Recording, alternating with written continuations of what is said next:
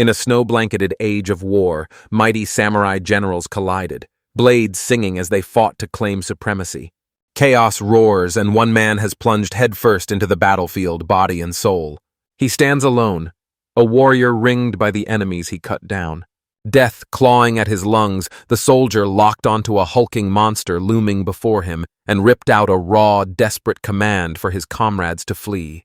Coolly, the warrior forces out an apology to the man for dragging out his agony. Two soldiers surge forward, one's shriek raw with panic, the other roars a daring challenge. His inner voice thundered a single creed: a samurai knows no retreat. He explodes into a lethal blur, darting through the fray and cleaving down several opponents in a single heartbeat. He lives for one thing: hunting down the strongest warriors and throwing himself into duels to the death. He locks onto his next target, an enemy general flanked by his personal guard. He roared to his allies, "I've captured the commander!" Astride his horse, the allied commander bellowed for his troops to pursue the mercenary. Twin katanas in hand, the mercenary catapults himself forward, a ferocious grin of pure joy ripping across his face. Another officer bellowed, rallying the troops, "Stand firm! Don't falter! Don't let this assault die!" Focus hardens his face into a mask as the warrior carves a relentless path forward. He cleaves through anyone in his path and snaps, "Move aside!" He vaulted over the fallen horse and rider, eyes razor-focused on his target. He slams onto a discarded sword, uses it as a springboard, and catapults himself sky-high. The grizzled veteran pins his gaze and names his target: the enemy general's head. He rocketed through the sky, zeroing in on the general astride his warhorse.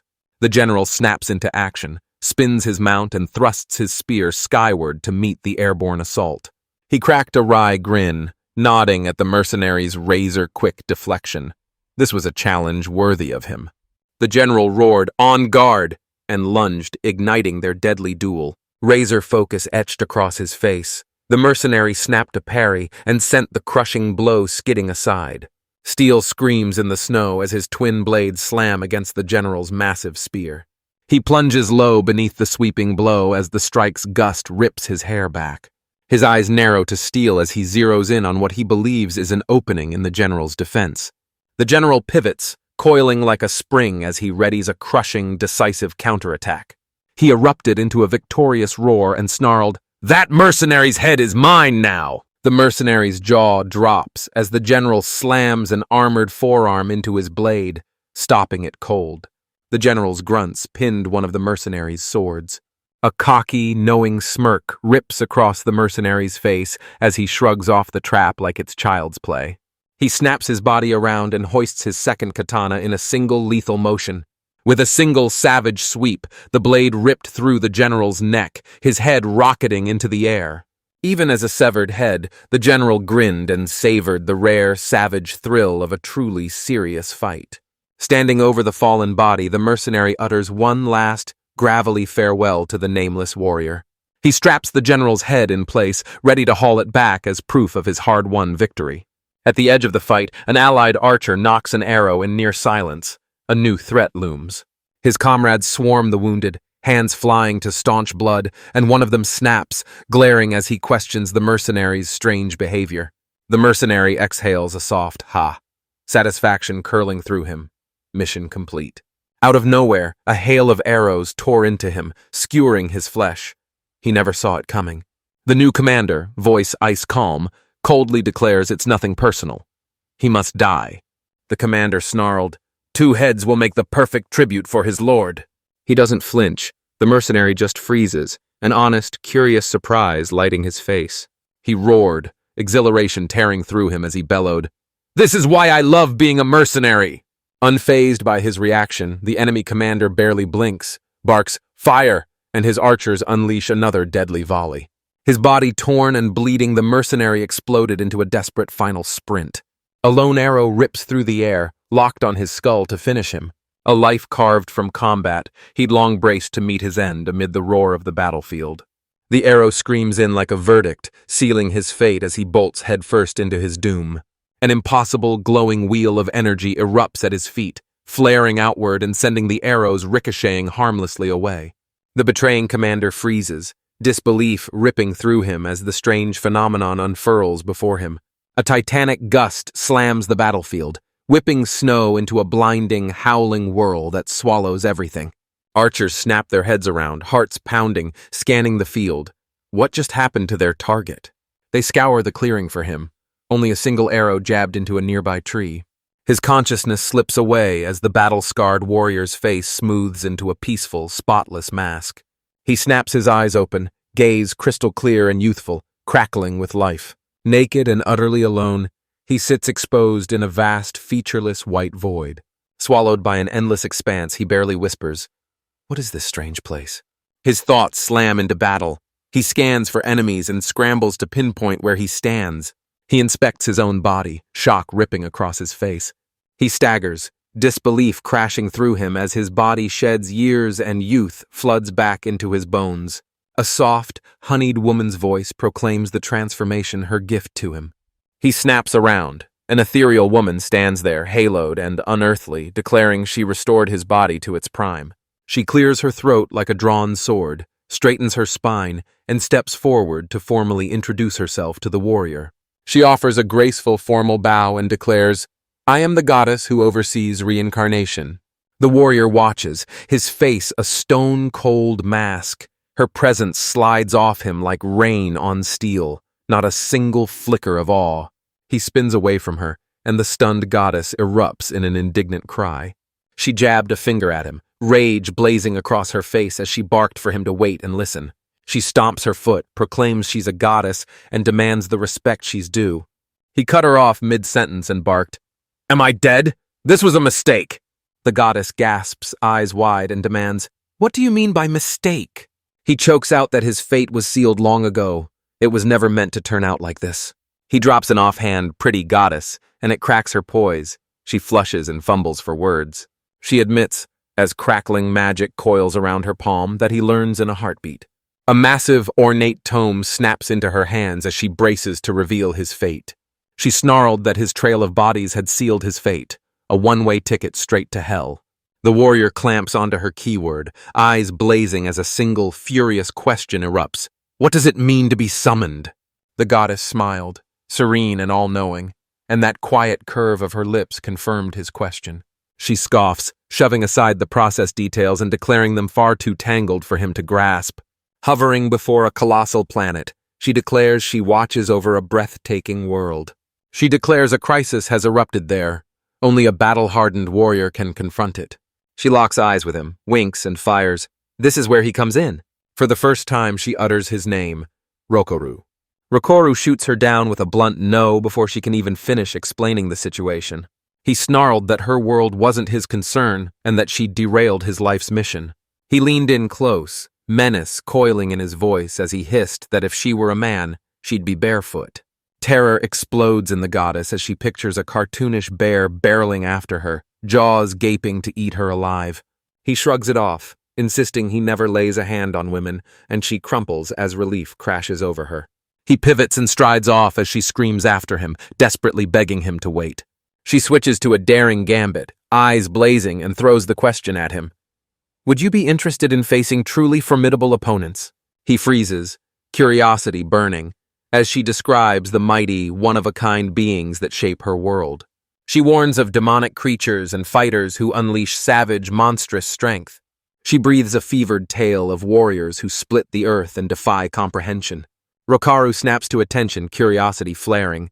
He leans in and asks, "What are you talking about?" A slow, predatory smirk unfurls across his face as he leans in and taunts, "Why didn't you say so first?" The goddess watches, a lone bead of sweat teetering on her temple as realization crashes in. Her gamble has paid off. Razor sharp, he leaned in and demanded she explain the problem she needs him to solve. She warns that monsters are spawning at an unnatural, terrifying rate and pleads with him to end the nightmare. His smirk snaps into a predatory grin as he proclaims that killing monsters is his specialty. Eyes sealed, the goddess condenses a crackling focus and steels herself to transfer Rokoru. A tight close-up pins her face as a flicker of worry crosses it. She steps forward, concern crackling in her voice as she asks him, "Are you really sure about this?" He snaps his head up, confidence sparking, and asks if she still wants his help, no matter what. Eyes wide and frantic, she fights to smother the mounting dread clawing at her chest. His eyes burn as he spits a savage creed of survival. After he dissolves into a cyclone of crackling energy, she stands utterly alone. She forces her doubts down and insists he's the most suitable choice. His cold, ruthless eyes sear into her memory, and she fears she's just unleashed a monster. Standing alone in the void, she freezes as silence slams in. Her choice ripped the words from her mouth. In a peaceful forest clearing, an intricate magical circle thrummed and glowed, pouring out raw electric power.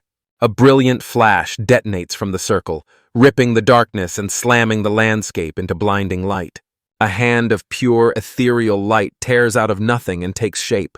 Rokaru burst into the clearing, wearing nothing but a simple loincloth. He whirls and the truth slams into him. He's landed in the goddess's world. He stands, breath snagged, watching a crystal-clear river snake through the woods. His eyes snap skyward, drinking in the brilliant, cloud-studded sky of this new world. He locks onto the distant emerald mountains crowning the horizon, curiosity burning in his chest. Standing with hands on his hips, he throws back his head and booms his approval of the surroundings. A cocky smirk curls on his lips as he sizes up his lack of gear. He vows his first move will be to hunt down the nearest town. His senses screamed awake and he froze mid-stride. The coppery bite of blood slammed into his nostrils. He realized an attack was underway and tore forward to see. He bolts into a fierce sprint, burning to see the monsters with his own eyes. Arriving at the scene, he skids to a stop as wolf-like monsters loom over a fallen human. He stands eerily calm, eyes sweeping over the carnage sprawled before him. A manic, joyous grin explodes across his face the moment he zeroes in on the dog. He roared with laughter, utterly captivated by the club-wielding creature's strange, irresistible charm. A hooded figure jerks a shadowed head over the edge of a crude wooden barricade. The survivor howls for him to choke back his laughter and come to their aid. The wolf creatures pivot, their eyes locking on him, cold, hungry, and ready to strike. He meets their advance with dead calm as two monsters close in from both sides. He cracked his knuckles, sneered, and branded them nothing but a pack of feisty mutts. He narrowly evades the club and unleashes a bone-shattering kick straight into the monster's face. He rips the club free and smashes the owner's skull in with savage force. He snaps into a low crouch, every muscle coiling like a spring, ready to launch the next attack. He slammed an open palm into the monster's skull, and its head detonated in a brutal spray of blood and bone. The creature toppled for the final time, snuffing out the brief, brutal fight. Kneeling over the corpse, he sneered, disappointment lacing every word at their pitiful weakness. He spun to the survivor and declared, "I'm borrowing your clothes." The hooded woman smirked in the gloom. Impressed, she declared his performance had unfolded exactly as she'd predicted. The figure yanks their hood back and his breath catches. It's a face he knows all too well. The goddess confessed she'd been worried and hunted him down. A transition panel soars over the forest canopy, sunlight blazing across the leaves beneath a clear, brilliant sky. Now fully clothed, he flashes a satisfied grin and accepts Leela's praise of his rugged new outfit. He spins on his heel and snaps, "I'm heading for the nearest town." Leela lights up and shouts, "I'm coming!" then confesses she has no idea how to get there. He shoots her a sidelong look, bewilderment sparking as her candid admission lands. A genuine grin explodes across his face as he roars that he's enjoying it. Leela locks eyes with him, a serious, thoughtful expression carved on her face. Then it melts into a gentle smile as she agrees. They press onward as she declares her name, Leela, and fires off a request. Back at the battle site, the wolf creature lay sprawled and lifeless. A vortex of dark energy roared to life, spinning like a black storm in the creature's chest. The monster's crushed head convulses, violently knitting itself back together. His glassy stare snaps wide, shock rips across his face. A taloned foot drives into the earth as the creature hauls itself upright. The reborn monster surges upright, looming as a far more menacing, shadowy figure. A close-up slams in, exposing a grotesque, mangled face with eye sockets yawning empty. Leela hums a bright, innocent tune, utterly blind to the creature's dark rebirth. An intro panel bursts on screen declaring Rokuro, samurai turned mercenary. They reveal he was reincarnated to wage war on a swelling tide of monsters. Rokuro locks his gaze on the royal capital, his new ambitious destination. They've finally arrived, now they stand face to face with the towering stone walls. He drinks in the fortifications, eyes alight. Leela squirms, her disapproval buzzing with nerves. A guard atop the ramparts bellows down, demanding they surrender. The guards' heavy armored boots thundered down the path, closing in on them. Two guards plant themselves like sentinels, blocking their path before the towering, ironclad city gate. A guard's eyes lock on them. He brands them as suspicious and barks, "To the guard station, now!" Rage ripped from the guard as he hurled an accusation at Rokuro. He'd threatened the beautiful young woman. A new, unshakable voice commands them not to cause a scene. The newcomer declares, eyes blazing, that their role is to maintain the city's safety. Captain Leon Cartwright stepped forward and declared his name, a probing, suspicious smile cutting across his face. At the gate, two sides squared off in a crackling standoff, silence snapping like a taut wire between them. Rokuro clamps a stone mask over his face, giving nothing away as the confrontation explodes around him.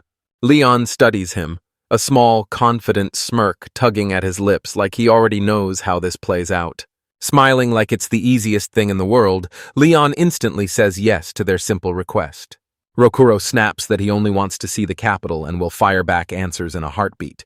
Leon thrust his hand forward, beckoning them to follow him to the nearby checkpoint. As Rokuro demands Liara's whereabouts, Leon shoots back that she's waiting right outside. Leon watches Liara and realizes she's a raw, brand-new adventurer. A world apart from Rokuro. Rokuro snaps he only just met Liara and is blind to her plight. Leon dives into the interrogation, grilling Rokuro for every scrap about his far-off homeland. Leon freezes, then blurts he's never even heard of the distant land called Hinomoto. He growls, "I'm just Rokuro. I'm here to kill monsters." Rokuro drops the hammer. He was a mercenary in a land where war paid the bills. Leon's gaze snaps razor-sharp. He can tell the money is just a cover for something darker. Rokuro roars his true goal, to hunt down powerful opponents and battle them. Leon's eyes snap into focus. He seems to grasp it and immediately starts furiously jotting down the information. He strikes a deal. He hands over a temporary ID, but only after laying down certain conditions. He orders Rokuro to sprint to the Adventurers Guild before the ID expires. He thrusts a sealed dossier across the table, the contract's specific conditions locked tight inside. Rokuro starts to walk away when Leon stops him dead with one last searing word. Leon pleads, "Please, don't bring any trouble to the city." His friendly smile evaporates. He warns, voice cold as steel, that he abhors senseless killing. He locked one final gaze, then ceremoniously welcomed Rokuro into the royal capital. Outside, Liara bursts into view, flings a gleeful wave at him, and cries out with bright excitement. Liara lets out a relieved laugh, flashes a teasing grin, and ribs him. "You battle maniac, aren't you?" A weather-beaten gentleman strides up and asks, "Are you the man named Rokuro?" He strides in and roars, "Keith, Guildmaster of the Adventurers Guild!" Rokuro, his dark hair like a midnight curtain, announced himself with quiet confidence, a smiling blonde woman standing at his side. The bespectacled elder's voice cracked with gratitude as he thanked Rokuro for caring for Liara. Night pressing in, he inclined his head and proposed they finish this at the guild later. Keith, every inch a gentleman, watched with a thoughtful stare as the two companions strode away down the street. He pivots to Captain Leon and zeroes in on the defeat written all over his face. Leon seethed, convinced Rokuro had been deliberately testing his authority. Keith admitted Rokuro wore the air of a gentleman, but a fierce doubt gnawed at him about the man's true motives. Leon's face went stone cold as he pronounced his final verdict. Rokuro is a bloodthirsty beast. Now on their own, Liara snaps, "Priority 1, find somewhere to stay." Their search screeches to a halt as Rokuro freezes, his gaze snagged by a clothing shop. Liara, who'd walked ahead, spins back, bewilderment flashing across her face. Rokuro jabbed a finger at a kimono-like robe and snapped to the shopkeeper, "Is this for sale?" The shopkeeper admits the rare, time-worn garment sits forgotten on the shelf, barely snagging a single buyer. Rokuro's eyes locked on the one-of-a-kind garment, genuine fascination blazing across his face. He barks, "I'll take it. How much does it cost?" The shopkeeper scoffed, amusement flashing in his eyes at his suggestion that he could pay on credit. She blindsides them both, announcing they needn't pay a single cent. She flashes a kind smile and, voice steady as iron, insists he'd be better off wearing it. Liara's gasp ripped from her throat, eyes wide with awe as Rokuro began to don the robe. He steps into view, that simple garment becoming a striking, picturesque vision on his frame. The close-up locks on Liara, revealing she's utterly mesmerized by the sight as a soft blush blooms across her cheeks. Rokuro's breath caught. He never imagined he'd unearth an item like this in this world. He imagines tracking down a katana to fix everything. Liara cuts him off, reminding him their pockets are empty. She flashes a mischievous grin and teases that he's nothing but a child. Their journey spits them out in front of a building crowned by a massive wooden sword and shield sign. Rokuro strode inside, eyes widening as he gushed over the staggering array of weapons and armor. He barreled over to the clerk and snapped, "Do you carry any katanas?" The clerk's blank stare gives it away. He doesn't know the term, so Rokuro dives into their wares. The second turbine-clad employee sneered, hissing venom about the plebs under his breath. Rokuro hefts the sword and recoils. The blade is feather-light, laughably like a toy. His gaze snagged on the blade's intricate pattern, and curiosity ignited in his chest. Liara bursts into a bright laugh and proclaims the design a magic crest. She unveils a technique that funnels raw magical power straight into a weapon. The turbaned employee barked at his colleague, ordering him to kick the penniless customers out. The head clerk sweeps in with a courteous smile and cuts their browsing short. He forces out an apology and admits they don't have what Rokuro's searching for. They're about to leave when Rokuro stops dead, his eyes flaring. A razor-sharp idea just hit him. Liara jolts as he suddenly blocks the doorway, stopping her dead in her tracks. He plants himself before a barrel piled with cheap, mismatched weapons, purpose burning through his every fiber. His expression went stone cold as he ordered a sample readied for a test cut. He clamps his hand around the hilt of the plain, unadorned longsword he chose. He grips the plain yet iron-strong sword, a confident smile tugging at his lips. The clerk sneered, spat out that the weapon was cheap shit, then shrugged and granted the request. He hauls out an ornate breastplate, still bolted to a heavy wooden stand. He reveals it's a special, general-purpose suit of armor built just for testing. Turban-wearing employees sneered, daring the cheap sword to try. It wouldn't even nick their best armor. He cracked a grin, aching to savor the thrill of shaming that annoying poor customer. Rokuro's eyes narrowed into razor slits of absolute focus. He coiled, ready to strike. The two shopkeepers smirk, arms folded and faces dripping with condescension as they savor the moment he crumbles. Rokuro's single swing cleaved the armor straight down the middle, splitting it cleanly into two. Liara gaped, eyes blown wide, her face a stunned mask as the impossible unfolded before her. Rokuro studied the sword's hilt with icy, steady hands, then looked up and declared, "I've found it." He snaps a small metal token into the light. The Greek letter, phi, seared onto its surface. Denial claws at him as the clerk forces a brittle laugh and swears that lousy, cheap sword couldn't possibly have cut it. Rokuro ripped the proven sword free from the stunned, trembling clerk's grasp. He proclaims he'll never darken the shop's door again and throws them a curt farewell. The clerk scrambles to save face, hissing under his breath that he'd rather not have the plebs back anyway.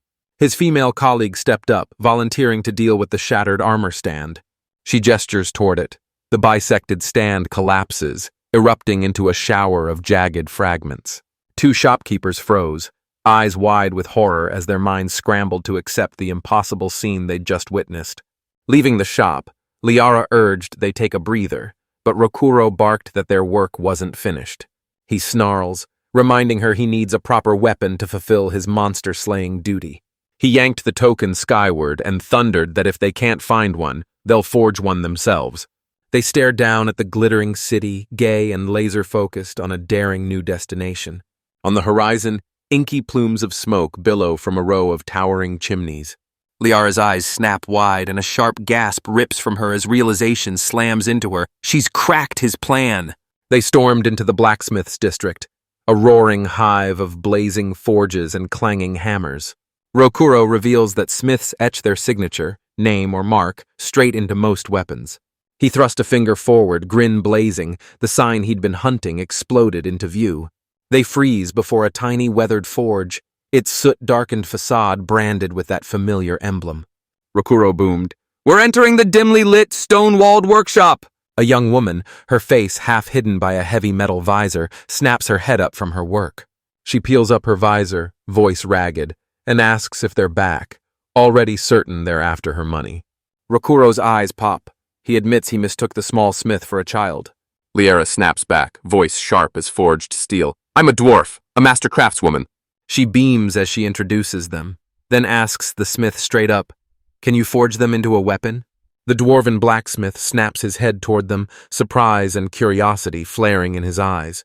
Tears spring to her eyes as realization hits. After a long silence, she finally has a new customer. She beams a radiant, unmistakable smile and declares, "I'm Pina, the blacksmith!" Rokuro snatches up one of her blades, tests its balance with a thumb, and murmurs his approval at the flawless craftsmanship. He can't stop raving about her flawless craftsmanship, crowning the blade with a razor's edge and rock-solid balance. Pina and Liara traded delighted grins as his heartfelt praise landed. He then barked his request, a single-edged sword with a curved blade. Their conversation explodes as thunderous pounding rocks the door, and a taunting voice snarls from the other side. The voice keeps howling for entry while Liara watches, worry flaring in her eyes. A deafening crash tore the air as the doors exploded open, throwing 3 hulking thugs into view. Rokuro and Pina's faces snapped taut, jaws clenching and eyes going cold as the violent, unwelcome intrusion hit. The intruders bellowed they were forcing their way inside. The muscular leader sneered, shoved Liara aside with contempt, and barked, "Move!" He slams his fist and thunders that Pina must repay the old debt, now swollen with illegal interest. Her defiant refusal lit a fuse in him. He snapped his hand up to strike her. Just before the blow lands, Rokuro's hand rockets out and clamps the thug's arm, freezing the strike mid-swing. A lightning-fast, devastating kick rockets the leader off his feet, flinging him sprawling onto the stone floor. The downed man spat venomous threats as his cronies bristled like coiled vipers, ready to strike back at Rokuro. Rokuro quietly flashes back to that explicit command, "Stay out of trouble," drilled into him. Liara surged forward, her aura blazing, and thundered that every move they'd made was pure self-defense. Her voice thundered with divine authority as she pronounced judgment and ordered Rokuro to beat the men until they were half dead. Rokuro's jaw clenches. Her brutal command is impossible, he thinks, as 2 thugs thunder straight at him. He snatches the wooden club mid-swing as it rockets straight at his face, his grip calm as if it weighs nothing. 2 thugs exploded forward together. One snaked a hand straight for his throat. In a tight close-up, a single finger darts in and gently pokes the sweating man's forehead squarely. Rokuro vaulted into the air with cat-like grace, eyes locking on the glabella, the precise bullseye of his strike. His casual tap rockets the first thug backward, leaving him sprawled and bewildered at his sudden defeat.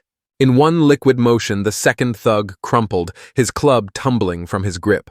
The leader, crumpled on the floor, spits a venomous curse at his shadowy attacker. Springing to his feet, the thug leader lunged at the stoic Rokuro with a knife flashing. Rokuro plants a single deliberate step and clashes head-on with the incoming assault. He drives a brutal strike into the man's solar plexus, his expression a frozen calm the entire time. Pain rakes across the thug's face as Rokuro rattles off the body's vital points. With dead calm precision, he reveals how a light strike can lock an opponent rigid. He flashes a confident smile and boasts he can seize and slay with a samurai's deadly mastery. He glared at Liara and asked what to do with the defeated men, his mind snapping to one brutal option: hang them. Liara snaps her eyes shut, coiling her power like a spring as she prepares to unleash a dazzling display of her own might. She unleashed a healing spell as a radiant, magical glow washed over one unconscious thug, yanking him back into breath and motion. The revived men freeze in terror as she pins them with a cold, unblinking stare and addresses them head-on. Liara's voice cut like steel. Next time they threaten Pina, they'll face brutal consequences. She barked for them to spread the warning as they tore out of the workshop in a panicked sprint. The trio watches the thugs dissolve into the shadows as Liara coolly declares, "It's settled." Pina let out a bitter laugh. People like that cropped up everywhere, and she dared hope they'd finally learned their lesson. She pivots to her rescuers and lets a raw, grateful "thank you" burst from her. The massive blacksmith hammer rips from her hands and crashes to the floor with a thunderous clatter. A blaze of resolve seized Pina. She swore to forge them the finest curved sword the world had ever seen. Rokuro and Liara flashed pleased, satisfied smiles as her promise landed between them. From a bird's-eye view, two beaten thugs stagger away from the workshop. They barreled into the room. One of them kicked the door open, seething over being underestimated. Their boss stormed in, eyes blazing, snapping, "What's this commotion, and did you get the money?" Refined boss Bruno Giordani strides in, seizes control, and handles the matter himself. The next morning, Liera lay collapsed, utterly spent after the brutal training session. She snarls that sleep's impossible while Pina feverishly sketches and Rokuro grinds through relentless sparring. Shirtless Rokuro flashes a cocky grin and teases Liara for doubling over in exhaustion after only a short training session.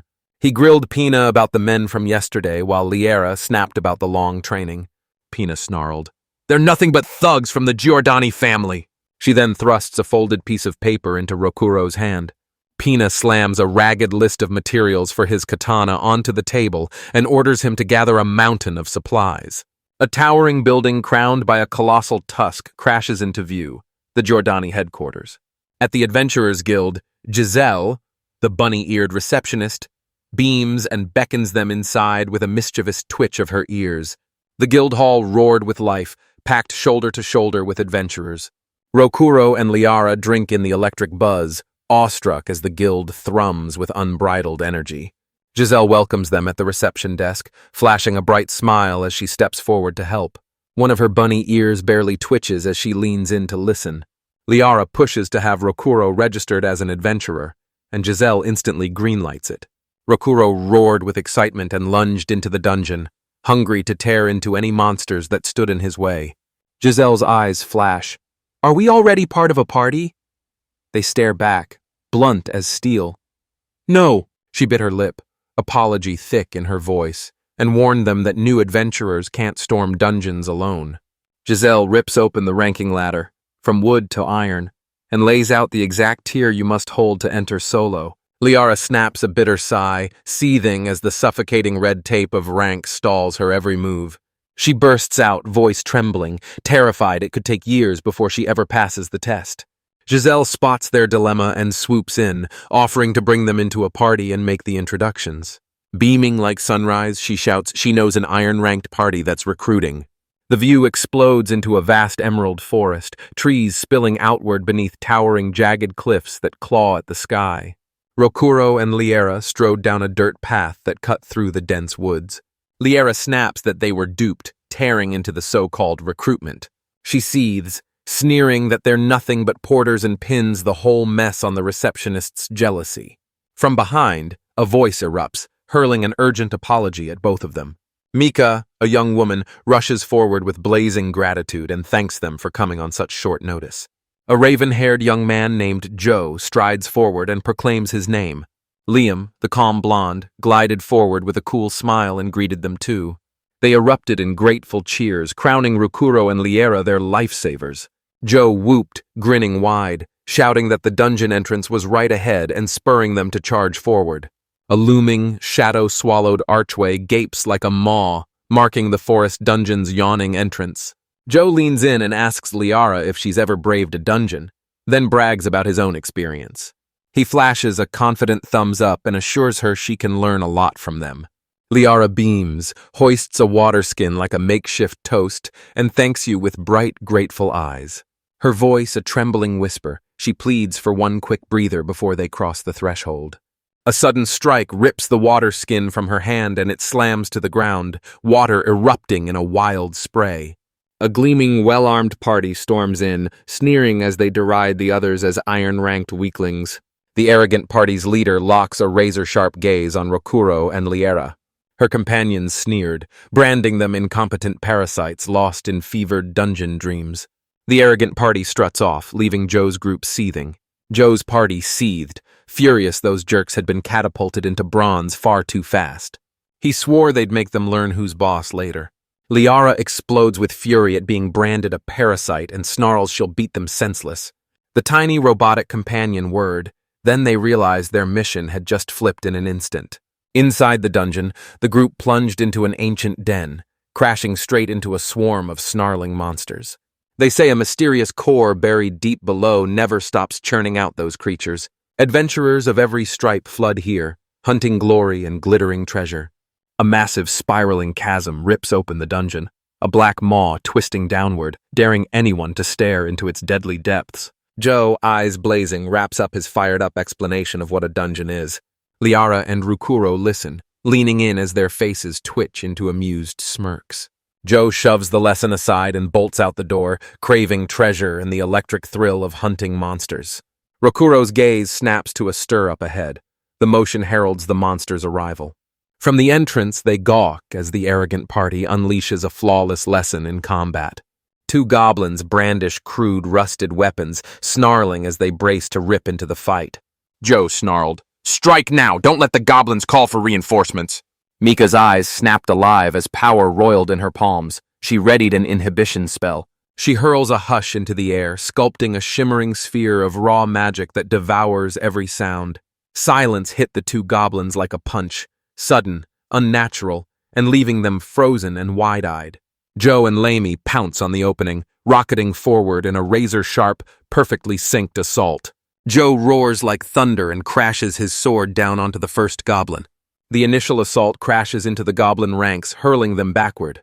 A third goblin springs from behind, axe hoisted to bring Joe down. The party's archer draws his bow with unnerving calm, vowing he won't let it happen. He loosed an arrow that slammed square into the goblin's chest mid-flight. Joe's safe at last. Let's unleash a triumphant whoop. All right, he bellows to his crew, igniting momentum and pushing them to exploit every inch of their lead. A fresh menace explodes into view. A thundering horde of horned rabbits barrels straight at them. Joe bellows he'll flank the charging rabbits and bolts into position to cut them off. A swarm of giant screeching bats dove from the ceiling all at once. Liara unleashes a piercing ultrasound. Bats plummet to the ground, tumbling into a frantic wall that seals the rabbit's path. Liara and Rukuro break into triumphant grins, eyes blazing with approval at the tactic that landed perfectly. Rokuro's mind crackled with approval as he silently applauded the party's razor-sharp tactics and their ingenious, precise use of magic. "Victory still fresh!" the leader roared triumphantly, ordering them to start stripping materials from the corpses. His companions swarm the loot as the leader's gaze snaps and locks onto Rokuro. He shot Rokuro a challenge. "Want to try fighting on your own?" Spotting the puny fodder monsters, Rokuro grins and seizes the chance to sharpen his skills. He plants his traveler's pack with a hard thud, steels his gaze, and braces to step into the roaring fray. The leader leans in, voice buzzing with excitement. "You sure?" Rokuro fires back a blunt, "Yeah." Mika's worry spills out about his safety.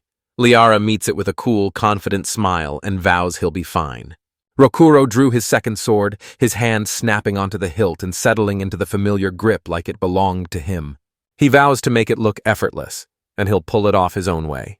A pack of goblins hunched over a bubbling stew snap their heads up, confusion flashing across their faces as a lone human advances toward them. Rokuro advanced with unshakable swagger, closing the distance on the unsuspecting monsters. His companions bristled, shouting that his brazen charge left him exposed with no magic to back him. Confusion snaps into fury as the goblins snatch up crude weapons and ready themselves to strike. One of the monsters yelps, its cry tearing the air as it snaps to the sudden danger. Rokuro's boots dug into the dusty ground as he exploded forward, launching into a fierce charge. He erupts into a living blur, cleaving the goblin troop apart with impossible speed. His party stands frozen, gaping, shock and disbelief carved into every face. The clash implodes in a heartbeat. Rokuro stands alone amid the carnage. He flowed like liquid steel, slicing through the last goblins with surgical, lightning-fast strikes. He hoists the goblin's severed head high, standing alone as the battlefield's only victor. The head plunges into the goblin's own cooking pot with a sickening splash. Suddenly, a new threat erupts as a writhing swarm of bats plummets from the ceiling. Rokuro nonchalantly plucked a tiny pebble from the ground. He hurls the tiny projectile with cannon-like force and sniper precision. The pebble rockets through the bat swarm, shredding the creatures into ribbons in an instant. Their shattered bodies plummet in a gruesome torrent as he stands unmoved, a satisfied smirk carved into his face. A fresh horde of horned rabbits barrels down the corridor, charging straight at him. He lands on his feet, unscathed as their ferocious assault shatters around him. He rockets skyward. Mid-air, he twists his body into a coiled strike, ready to launch a counterattack. His lips curl into a calm, knowing smile as he swoops down on them. His blades flashed like lightning in a hypnotic whirl of death, slicing the rabbits down. He releases a low, victorious hum, satisfaction rippling through him after that effortless display. His companions reel, jaws clenched. What moves did he just unleash, and could he really be just a novice? Liara's smile sharpens as she declares, "You've met my expectations again." The ground convulses and a colossal stone arm rockets up from the floor right behind him. Rokuro spins as a colossal figure rips itself free from the earth. His party screamed a warning as a sudden, overwhelming new threat exploded into view. He catapults away as the monster explodes free from the shattered ground. The hulking monster of living metal and rock explodes into view. It's a towering iron golem. The party stares, hearts pounding. Why would a creature this powerful show up on an upper floor? Liara screams at Rokuro to fall back, insisting only a bronze-ranked party can take this fight. Rokuro slams his sword into the earth, refusing to flee. He catapults into the sky, hurtling straight for the towering golem. Horror ripped through Mika as she screamed at him not to engage the powerful monster. Closing in, Rokuro's mind slices through the chaos with icy precision. He slammed his blade into the golem's arm. It barely scored the stone, a shallow scar proving physical strikes barely work, but they still leave a mark. A thunderous blow tears jagged cracks across the golem's metallic hide. A predatory grin rips across his face the instant he spots the monster's weak spot. His companions, fear erupting into electric excitement, unleash a thunder of cheers for him from a safe distance. He rockets into the sky, blade raised like a thunderbolt, ready to cleave the golem's head. He erupted into a spinning storm, cleaving through rock golems one after another while roaring with wild, ferocious joy. The party's faces erupted into a torrent of emotion, Liara beaming with joy while Mika stood frozen in stunned disbelief. After the battle, he exhales a single, satisfied word. Daichi whooped, clutching a mountain of golem materials that threatened to spill from his arms. He vows out loud to seize new gear and one day take down the area boss. He pours out raw, honest thanks to Rokuro for sharing the spoils, even though he was the one who cut down the monsters. Rokuro smirks, waves it off like it's nothing. He'd already walked away from the fight with exactly what he needed. Brimming with confidence, Daichi beckoned them to plunge deeper into the dungeon. Rokuro snaps they're done. Liara shoots back that the monsters will only grow stronger. At the thought of facing ogres or snakes, Rokuro's blood roars. He hungers for the fight. The party barrels up to the forest dungeon's middle floor entrance, adrenaline crackling through every step. One of the adventurers spots a figure collapsed and utterly still at the far end of the cavernous chamber. Daichi's eyes snap wide. These fallen adventurers are the bronze-ranked party from the entrance. He freezes, jaw slack, eyes darting as his mind claws for an answer. What on earth could have happened to them? A lone survivor staggered into view, his face battered and streaked with blood as he ripped ragged breaths from his chest. His hand spasms feebly on the ground as he fights to choke out even a single word. With his last ounce of strength, he thrust a shaking finger and choked out a raw, desperate plea for help as the monster closed in. Confusion rippled through the party as they leaned in, firing skeptical questions at the survivor's warning. From the top of the stairs, a dark shape launched itself, slamming into a fellow adventurer. Rokuro's relaxed facade collapses as his eyes snap into razor-sharp focus. The creature slams down like a falling mountain, pinning its victim beneath a merciless, bone-shattering weight. The party recoils, stunned, as the monster's ferocious strength and lightning speed slam into them. The dust barely settles when two malevolent eyes erupt from the shadows, cold and hungry. A colossal white-furred wolf beast bursts into view, an ogre clamped tight in its jaws. With his companions frozen in place, Rokuro's calm command sliced through the silence. Stand back. His predatory grin snaps back across his face as he stakes the creature as his prey. He hefts his sword, grin cracking, and growls, "Finally, I can have a little fun." Across the vast, dead-silent chamber, the two combatants squared off, eyes like blades, and the air humming with imminent violence. His party members' voices quaver with dread as they ask, "Do you really intend to fight it?" Mika watches, unease carving her features as worry swells into a tight knot in her throat. Liara's eyes snapped wide. This ogre was the middle floor's area boss, a mountain of fury no ordinary kobold could stand against. She realizes instantly, This kobold isn't ordinary. Monsters don't kill each other. Her gaze snapped to the creature's right eye, where a jagged, unmistakable wound yawned above it. A memory rips back. A smaller kobold bearing the exact same injury. A horrifying truth crashes into her, and her eyes snap wide in stunned disbelief. The gash across the creature's chest snaps shut as it coils, every muscle primed to strike. The monster lunges forward at blinding speed, ripping the stone floor into a spray of shattered rock. The rest of the party froze, thunderstruck by the creature's blinding speed. Rage twists Rokuro's face as he snaps at his companions. "What are you still doing here?"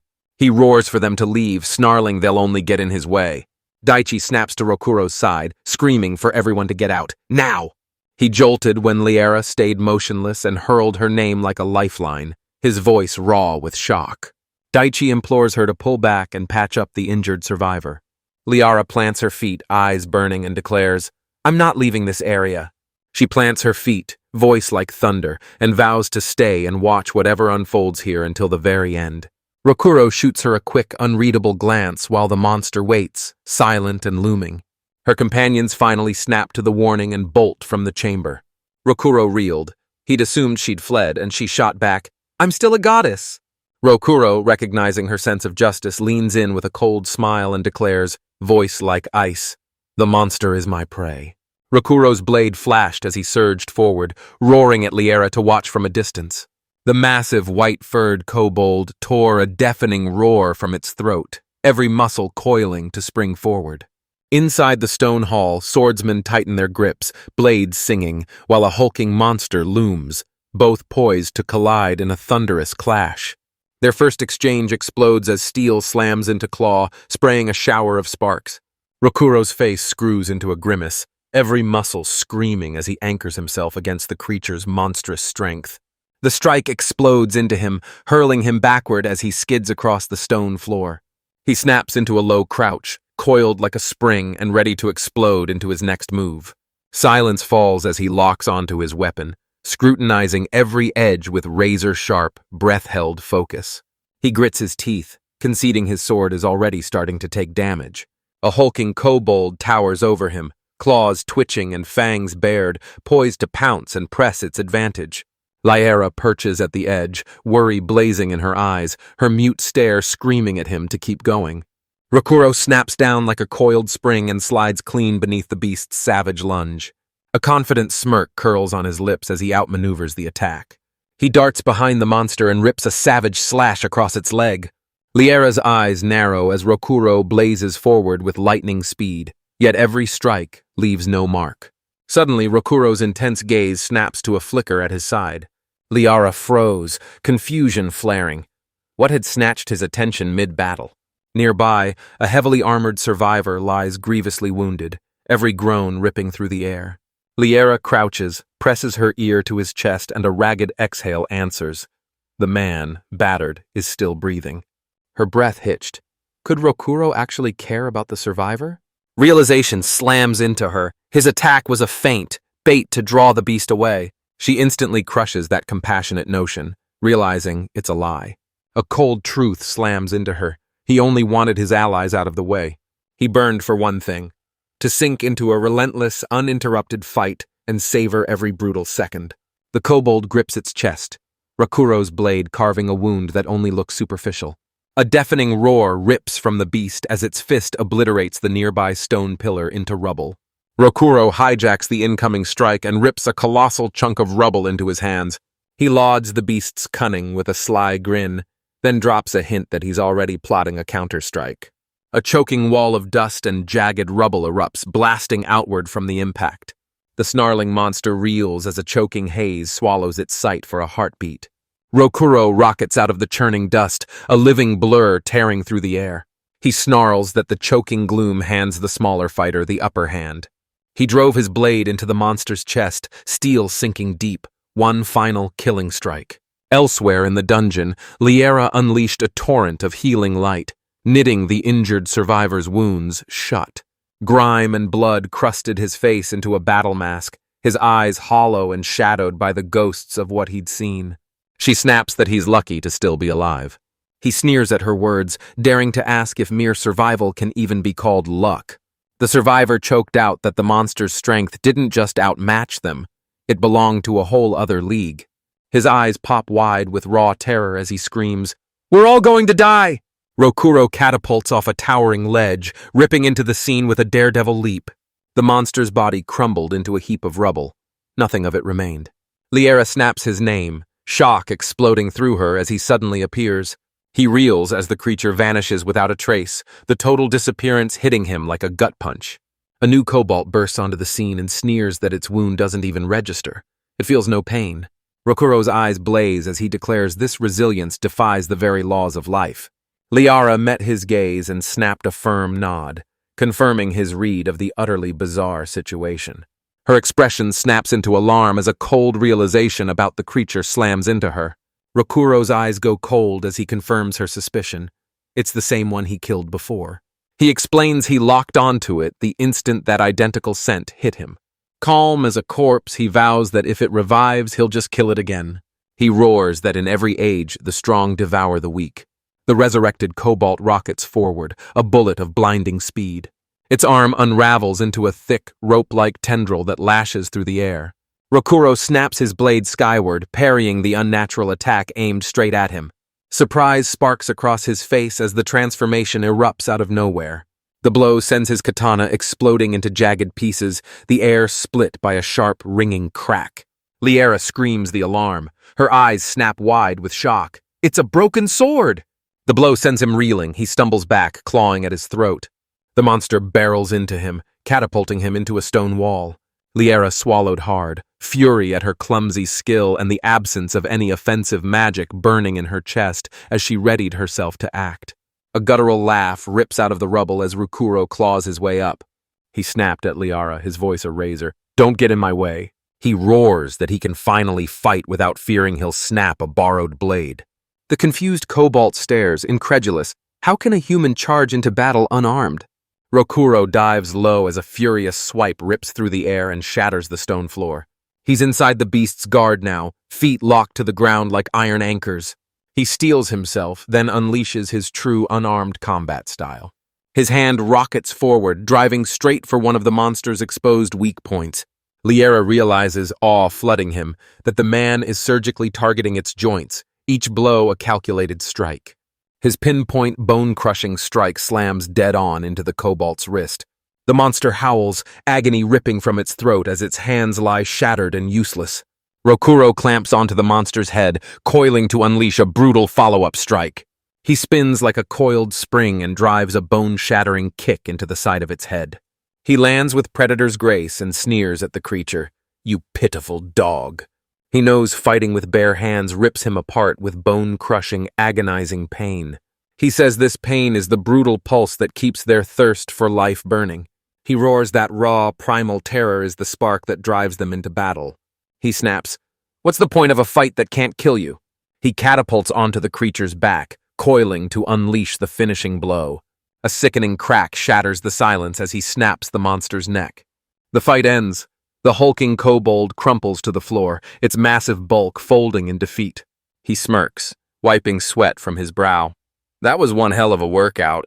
While Liara's jaw drops and disbelief flashes across her face, an inky, unnatural mist slithers out from the creature's corpse.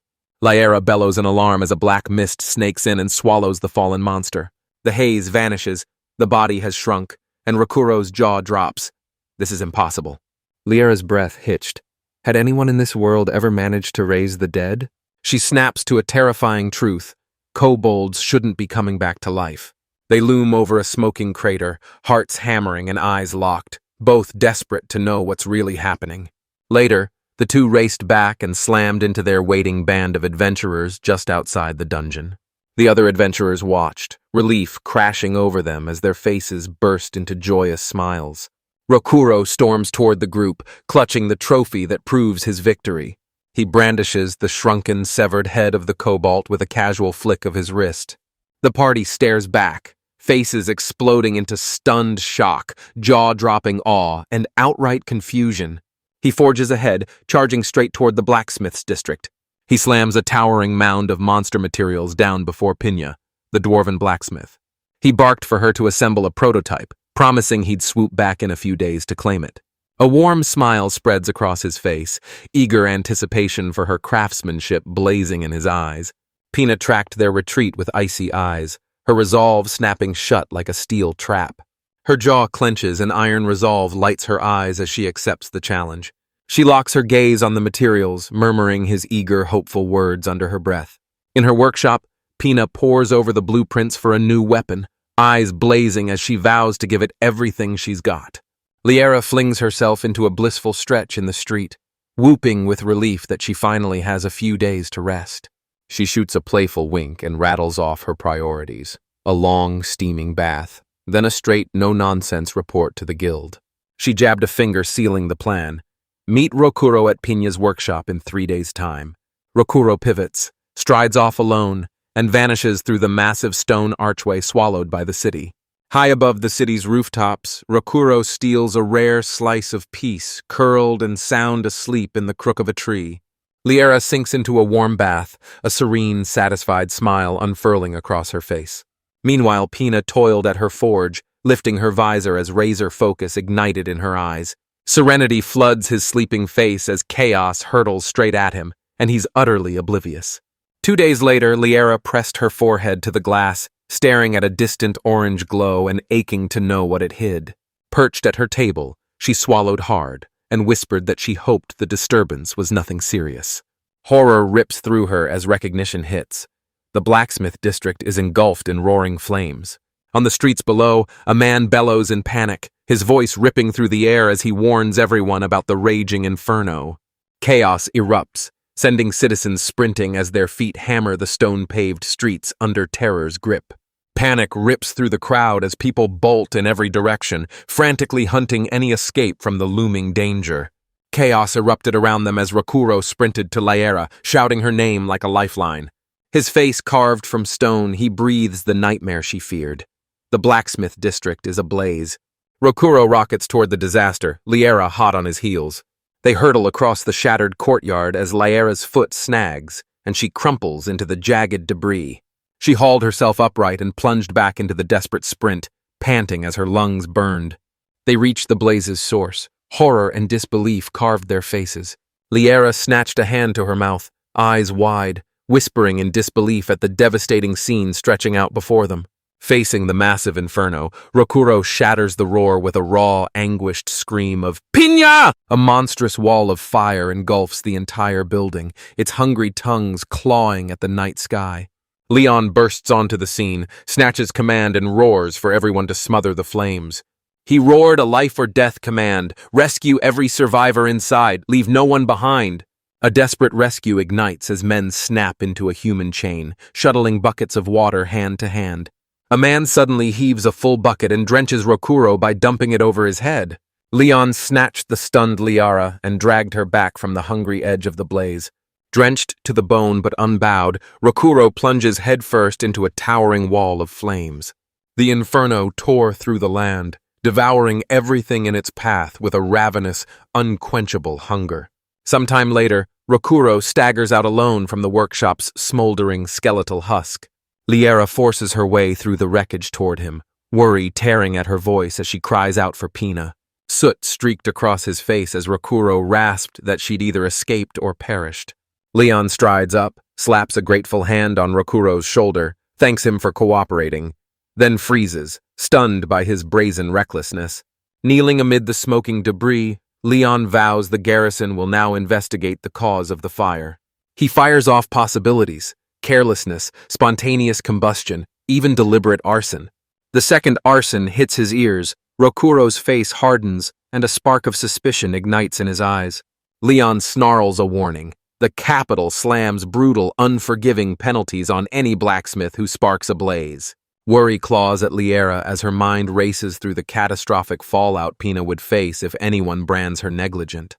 He thunders brutal penalties that may include exile from the community or the stripping away of your right to run a business. He feels it like a verdict. By any means, her life as a blacksmith is over. Rokuro declares with iron certainty, if there's a culprit, it isn't Pina. After driving his point home, he pivots and stalks off, cutting Leon's investigation dead in its tracks. Liera reels as he bolts away, yelling his name, confusion crackling through her voice. He leans in and snaps, "Do you know where they live?" His voice razor-sharp, as if he's already marked suspects. As they walk away, Rokuro leans in and whispers a bombshell. Pina is alive. He names the culprits, Giordani family thugs, and Liera staggers back, stunned. He rips the veil off their monstrous racket. They snatch women and children and hold them as hostages. Liera locks onto his stone-hard profile and senses a storm of rage coil inside him. His hand balls into a white-knuckled fist as he watches them trample Pina's pride. Rage froze his features into an icy mask. He spat, "They're no longer human!" The shot plunges into the Giordani family's dim, rustic hideout, shadows clutching every corner. Inside, Pina lay bound on the floor, ropes biting into her wrists as several thugs kept her captive. A blonde thug towers over her, that cruel, knowing smirk playing across his lips as he jeers. He leans in, voice cold as steel. This is what happens to anyone who dares oppose the Giordani family. Giordani, the leader, perches at the table and watches it all with bored detachment. He propped his chin on his hands, eyes glittering with cruelty as he ordered her to cry and scream. Pina snaps her head up, eyes cutting into her captors with a silent, blazing dare. Giordani fixes her with an icy, aristocratic smirk, relishing the moment she finally cracks. Another thug yanks her hair, spitting, "You're an unsightly excuse for a dwarf." He flings her onto the wooden floor, her precious belongings skittering and clattering beside her. Giordani bolts upright, clutching the object like a lifeline, and asks aloud, "How could this possibly be so important?" Her eye pops wide, panic shooting through her as she realizes he's out to destroy her work. He drops to his knees, fingers darting toward the cloth-wrapped bundle on the floor. She scrambles forward on hands and knees, fingers scraping the floor as she implores him, "Don't you touch it!" She clamps onto his pant leg, her grip iron-locked, refusing to let go. A memory of Rokuro waiting for his weapon rips through her mind, forging her resolve into steel. Her eyes ignited with brand-new resolve as she roared, "I won't let go!" Giordani's gaze drops, his bored mask cracking as a brief, mild surprise flashes across his face. Desperation exploded and Pina sank her teeth into the man's leg, clamping down with savage, bone-cracking force. Rage explodes in him. He retaliates with a savage kick that hurls her across the room. He snarls, spits "stupid wench," and snaps, "Still don't get it?" Crumpled and shattered on the floor, she is ordered to hang on every venomous word her captor spits. He snarls that he can sell her into slavery or chain her to a lifetime of labor under him. He clamps his hand under her chin and yanks her face up into his ice-cold, merciless stare. He snarled that she was his possession, demanding she accept and understand this brutal new reality. 3 thugs closed in on the beaten Pina, one wielding a thick wooden staff that promised pain. Bruised and bleeding, Pina snaps her head up, eyes blazing with fierce, unbroken defiance. The thug hoists the staff overhead, a predator's grin tearing across his face as he barks for her to prepare herself. She grits her jaw, clamps her eyes shut, and steels herself for the impact. A hand rockets out, snatching the wooden staff mere inches from impact. The thug's sadistic glee curdles into bafflement as his attack inexplicably freezes mid-swing. A new figure, Rokuro, erupts forward and slams the thug's head into the floor, cracking the boards into splinters. Liera snarls for the thugs to surrender as Rokuro stands like a coiled blade, silence crackling with deadly intent. On the floor, Pina shoots a desperate, blazing look up at her rescuers, hope burning in her wide eyes. A Giordani enforcer locks onto them and snarls they're the 2 who tangled with his men before. Giordani smirks, calls their arrival perfectly timed, and barks at his men to take care of them. Liera whips around to Rokuro, her gaze hard as iron, and demands he help Pina. The thugs rip steel free and surge forward, but Rokuro rockets out to meet them head-on. His first strike erupts into a bone-crushing punch, spraying blood and teeth into the air. He unleashes a thunderous follow-up kick, hurling another thug clean over the table. He moves with surgical precision, a controlled whirlwind of bare-handed strikes that disable. Another fist rocketed into the thug's jaw, snapping his head back and dropping him cold in an instant. Standing amid the smoking carnage, Rokuro's calm voice cuts through the chaos as he vows to keep one man alive. The remaining thugs freeze, terror plastered on their faces, as he snarls that one will be left alive to testify.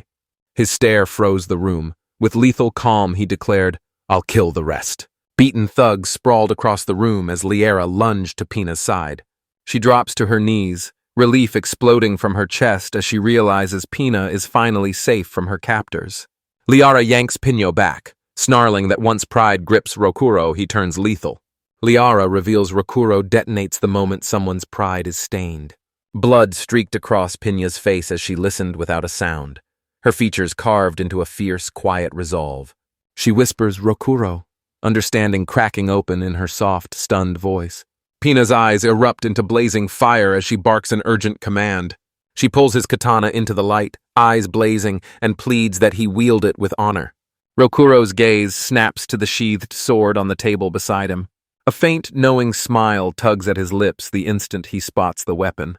He rockets forward, hurtling toward the table at blinding speed. Two thugs surged forward to cut him off, their swords drawn and poised to strike. In a blur, he launched a savage kick that sent one man crashing and ripped the katana free in the same heartbeat. Giordani snarls at Rokuro, voice like a blade. Victory won't come that easily. Sword still sheathed, Rokuro snaps the rapier's thrust aside. His thumb snaps a concealed latch buried in the scabbard's hilt. A tiny projectile rockets out, slamming into Giordani's hand and ripping the weapon from his grip. The leader howls in pain as his elegant rapier skitters from his hand and clatters to the ground. Rokuro vaulted onto a nearby table, snatching the tactical high ground. Giordani bellows for him to wait, clawing at the ground to regain his footing. The sheathed sword thunders down, smashing into Giordani's outstretched arm. A savage kick slams into the side of his head the instant the blow lands. Rokuro looms over his utterly crushed foe, sprawled and broken atop the table. He drops the bloodied man's name like a scalpel, his voice flat and ice-cold. He roars that vengeance will rise from the very thing they foolishly stole. Giordani snaps his head up, his eyes igniting with one last, defiant fury. Rokuro catapulted off the table and unleashed his devastating final strike. Pina screams his name like a battle cry, pouring her last strength into pushing him forward. Razor focus. He clamps the katana in his hands, coiled to strike. His first style erupts into a graceful, deadly ballet of blades. The strike lands. A massive spray of blood erupts from Giordani's chest. Liara and Pina drink in the brutal victory, grins feral and eyes wide with awed triumph. The warrior touches down like a whisper, his strike spent as the air folds back into silence around him. Giordani is hurled backward, a mortal gash yawning open across his torso. A single footstep stamps the floor as the fallen body spasms to life. Rokuro sneered. "So that's it? Your so-called pride? Is that all you've got?" Gasping for breath, the dying man croaked that he'd warned him. It wasn't over. His body warps into unnatural angles as muscles balloon beneath the taut skin. A black, malevolent energy slammed through him as his body convulsed and warped into a grotesque, nightmarish shape. Liara's scream rips through the chaos. "Rokuro, get back now!" Giordani erupts into a hulking monster and dares him to a second round. The creature rockets forward, a titanic fist hurtling down to pulverize its target. Rokuro slams the flat of his katana into the incredible blow, steel screaming as the strike shudders against his guard. The impact hurled him backward, skidding and carving deep gouges into the floor. He roared, "Liara!" jaw clenched and eyes burning with grim, laser-focused determination. Liara and Pina leaned in, hearts pounding, desperate to guess the sudden plan he'd just sprung. Confusion and worry carved a mask across her face as the turn of events hit. Rokuro yells her name again, his voice slicing the air as he snaps a razor-sharp command. He demanded she forget her freezing ability, for now. He barks, "Run outside and barricade the entrance completely." Liara snaps a resolute, immediate okay. He leaned in, voice like steel, and issued one final, cutting warning. "Be careful." Outside the building, Liara barked, "Stand back!" to keep Pina safe. She thrusts her staff skyward, a whirling halo at its tip igniting into crackling, living magic. She unleashes a thunderous cry, and the earth rips up into a towering, jagged wall. Her face locked into razor-sharp focus, unshakable determination burning in her veins. She snaps, "This is exactly like when those kobolds came back to life before." A cold knot tightens in her gut. She fears this was no coincidence. It hits her. An immense, unknown power is stirring across the world. Inside, a thug's scream shatters the air, pure terror ripping through him at the sight of the monster. He screamed, voice cracking, begging his comrades to sprint for their lives. Outside, the trapped men rained furious, futile blows on the unyielding wall of packed earth. Giordani loomed over his minions, sneering. "So, are you scared of me now?" The lead thug locks eyes and admits he already knows the fate that awaits them. Rokuro stood poised, his hand welded to the katana's hilt, every muscle coiled to strike. Giordani threw down a brutal ultimatum to his men: fight for him or die.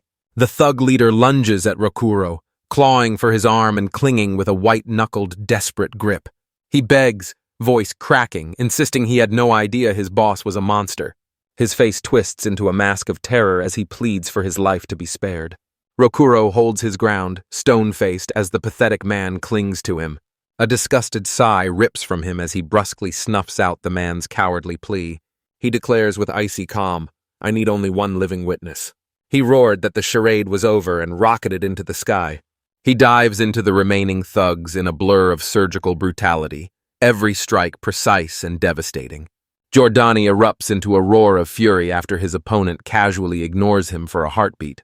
Rokuro sidesteps at the last heartbeat as a colossal fist slams into the floor, obliterating the boards into a spray of splinters. He catapults over the monster's obliterating strike with cat-like, jaw-dropping agility. He crashes into the chaos and rains down a lightning-fast, crippling assault. A fresh cut streaks across his face, a faint, confident smile tugging at his lips. The last thug scrambles, frantically planting fake evidence to pin Rokuro for the recent arson. He makes a desperate bargain: testify against Rokuro, and they'll spare his life. Rokuro's laugh cut through the air. He found the betrayal amusing and coldly branded the man the new culprit. A tiny horned imp erupts from his side and pounces on him before he can react. Without even glancing, he cleaves it down, a silent vow that the witness will live. He locks his gaze on the waiting monster, Giordani.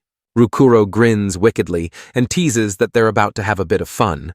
Giordani cackles, his forked tongue snapping out in savage anticipation. He roars that his world-shattering power is a gift from the true god.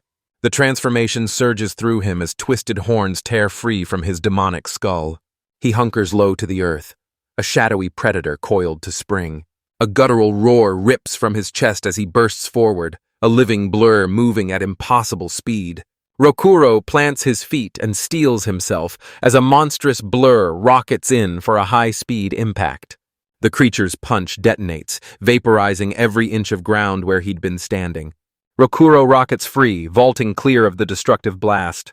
The shockwave rips through the room, shredding tables and barrels into splinters. He plants his palm on a wooden pillar and catapults himself out of the path of destruction. The strike detonates, blasting the floorboards into a spray of jagged splinters. He touches down with lethal grace, every muscle coiling as his gaze sizes up the raw, earth-shattering might of Giordani's god. The monster unleashed a bone-deep growl as Rokuro spat that he'd been worshipping the wrong god. His katana suddenly bursts into white-hot flames, the blade wreathed in blinding, brilliant fire. He roared that tonight's offering to his goddess will be a monster's head. The same divine fire roars through his feet as he charges forward. Demonic Giordani grits his teeth, hardening like forged steel as a searing wall of fire hurtles toward him. A flaming blade rips into the monstrous Giordani, vaporizing him in a roaring fireball. Liera and Pina stand frozen, breath stolen, as the battle finishes in crushing devastation. Hungry tongues of fire begin to lick the windows of the wooden building. Flames explode, instantly swallowing the structure in a massive roaring inferno. From the roaring fire, a terrifying demonic face of black smoke coalesced, snarling with hungry malice. Disbelief ripped through Liara as she stared, eyes wide, at the horrifying, smoke-wreathed apparition. Smoke spiraled into the sky as the two girls froze, mouths agape and utterly speechless. A man's voice snaps, "What was that scream? Where did it come from?" Captain Leon storms in, roaring for answers about the fire and zeroing in on Liara with a hard, accusing stare. The earthen wall collapses, rubble pouring aside to lay the hidden scene behind it bare. Rokuro explodes into the room, hauling the captured arsonist into view, and Leon freezes in stunned shock. A triumphant grin split his face as he shouted that he'd nabbed the culprit. Leon refuses to back down, grilling every one of them as another woman protests. Pina storms forward, shouting that Rokuro and Liara were helping her. She confesses, voice raw and laughing, that her saviors might actually be insane. Pina swears through grateful tears that they're good people. She owes them everything. Rokuro and Liara beam at her, gratitude blazing in their smiles, and answer with warm, heartfelt thanks. Leon exhaled a ragged sigh as chaos erupted all around him. He seized command and barked for his men to lock down the scene and smother the blaze. He urged the exhausted trio to come with him for one more brutal round of questioning. Rokuro strides on, fingers tracing the raw steel of his new, unfinished katana. Perched on a balcony high above, a suited stranger locked his unblinking gaze on them. He snatched the pill into his palm, squinted, spat, and decided this shoddy medicine wouldn't cut it for his plans. The man slams the brakes and demands upgrades before he greenlights any full-scale field deployment. Rokuro's senses snapped tight. Invisible eyes tracked his every move. He snaps his head around, hunting to pinpoint exactly where that feeling came from. Liara leans in and probes, "What's wrong?" Rokuro shrugs and masks the storm inside with a flat, "It's nothing." The mysterious man materialized, his silent surveillance seemingly at an end. Pinion zeroes in on Rokuro's exhaustion as the man bears his injuries. She lets out a startled cry, then channels a fierce healing spell into his arm, golden light knitting the wound closed. Liara's staff explodes into the spotlight as the story roars with the might of the goddesses called Kakara. A memory blazes to life. Young Liara, pride roaring in her chest, clutching the artifact she unearthed all by herself. A sweeping panorama unfurls, revealing the sprawling royal capital. Rokuro and Liara burst into a modest blacksmith's workshop. Pina bursts from the doorway the instant she hears them arrive. Rokuro bursts into a grin and greets her, marveling at how she dove back into work so fast. Inside the workshop, racks and tables groan under a chaotic army of blacksmithing tools. A warm-eyed man strides forward and boldly proclaims himself Pina's guardian. He admits, voice raw, that he's been haunted with worry for Pina since her father's passing. The guardian drops into a deep bow, his gratitude thunderous as he thanks you for saving her. He throws open his arms with a warm grin and urges them to kick back and savor the moment. They gush that the guardian's kindness radiates through every inch of Pina's new workshop. Pina offered to reforge Rokuro's katana, and Rokuro's curiosity flared like a struck match. She rips the veil off the forge, showing how golem cores and monster parts are melted, hammered, and fused into weapons. She smirks and vows she'll forge any weapon they ask for, if they bring the materials. Pina leaned in, eyes like knives, and demanded to know why they'd come. Rokuro's memory snaps into focus. He remembers why he came to the workshop. He slams a bulging pouch of coins onto the counter to pay for the sword. Pina's jaw drops and she snaps. "How did you come by that enormous sum?" Liara flashed a mischievous grin and teased Pinion, "Don't ask where the money came from." As they head for the door, Pina beams and throws a bright shout after them. "Come back any time!" Suddenly gloom slams into Liara as they stride away. She lunges at Rokuro, voice razor-sharp, accusing him of burning through the money stolen from the thugs. She demands they start earning money the honest way. Liara watches her list of dangerous responsibilities swell, dread coiling in her chest as every new duty raises the stakes. She glares at Rokuro, daring him. "Is all of this swallowing you whole?" He flashed a confident grin, wiped away her doubt, and barked, "Trust me, just follow my lead." His fierce confession snagged Liara's breath. Cheeks burning and eyes glossy, she stood visibly shaken and utterly flustered. A warm smile lights her face as she leans in and whispers her thanks to him. Her resolve hardens, his protection alone won't keep her safe. She swore she'd grow stronger fast to match him step for step through his relentless training. Two massive armor-clad figures thunder into view and bar their path. The garrison knights barreled past them, charging forward with desperate, blazing speed. Rokuro explodes into a roar, ripping the silence as he snaps, "What's happening?" A knight storms up, voice booming, warning that monsters prowl the road and hauling them inside. Suspicion flared among them. Monsters barely ever show up in these parts. Deciding to investigate, they bolt into the commotion, hunting down every clue. They bolt down a path, racing away from the capital's towering walls. Shock bolts through Liara, pinning her still, while Rokuro explodes with thrilled laughter. Two colossal armored bears barreled into a squadron of knights, clashing in a thunderous metal-on-metal brawl. Rokuro's eyes blaze as he locks onto Captain Leon standing amid the embattled soldiers. Alone, Leon squares up and stares down one of the monstrous bears. Liera's worry flares, voice trembling, while Rokuro squares his shoulders, eyes glued to the fight, determined to watch. She tears into Rokuro, furious at his cold, rude indifference toward the captain. Rokuro shrugs off Leon's fame like it's nothing, and Liera's cheeks flare red as she stumbles over her words. A nearby knight strides forward, proclaiming Leon's noble blood and his ironclad, selfless devotion. The soldier bellowed, fire in his eyes. Leon is the continent's strongest swordsman. A soldier binds his wound as Rokuro leans in, ears pricked with interest. Rokuro falls silent, turning the impressive title Sword Saint over in his mind like a blade he can't stop testing. The armored bear's roar shatters the air as it launches itself straight at Leon. Leon stands statue still, his hand poised on the sword's hilt. Calm hardened into a mask on his face, every muscle taut with razor-sharp, unwavering concentration. A blinding flare erupts as the hulking bear barrels forward. Leon's hand blurred, tearing his blade from its sheath in a blinding instant. He snaps into a low stance in an instant, his attack already complete. Liera froze, bewildered, snapping as she demanded what that sudden flash of light at their positions meant. Rokuro cracked a knowing smile and proclaimed the battle already over. Liera tilts her head, confusion flaring. His words hit her like a riddle she can't solve. The massive armored bear crumples, a fatal gash tearing open across its torso. Leon planted his feet ready as the dark surge from his crushing strike unraveled and faded into the air. His soldiers erupt in thunderous cheers. Liera gapes in stunned awe, and Rokuro's gaze sharpens with cool, analytical approval. The bear's second rampage blasts knights skyward, its monstrous strength flinging them like rag dolls. Rokuro's voice stays ice-cold as he declares the soldiers can't handle it. With a steel-hard stare, he roared that he would seize control. He launched into the fray, a lightning blur hurtling straight at the towering behemoth. He goads the beast, sneering that its armor won't save it from his strike. The bear's claws whip past, ripping his robes as he twists out of reach. The creature's savage swipe catapults Rokuro through the air, wind shrieking past him. He touches down with balletic grace and gives a clipped nod, admitting the creature's raw, terrifying strength.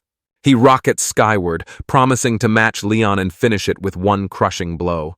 Rokuro clenched his jaw and conceded his rival's mastery as Leon felled the beast with a single earth-shattering blow. He digs his heels into the dirt, coiling like a spring to meet the second monster. An iron resolve locked into his bones as he squared off against the charging, colossal, armored bear. His eyes snap into razor-thin slits of laser focus, then he rockets into the attack. Steel screamed as his katana ripped through the monster's massive torso, cleaving it clean in one brutal arc. He looms over the dissolving corpse, chuckling as he calls the fight a brutal, refreshing rush. His head snaps back and he unleashes a triumphant laugh, roaring that he can do anything if he tries. Leon and Liera watch it all, and Liera crows, dubbing him the craziest samurai. Leon strides up to Rokuro, gratitude blazing in his eyes, and thanks him with raw sincerity for his priceless help in the battle. Rokuro flashes a sly grin, shrugs off the praise, and insists Leon handled it all on his own.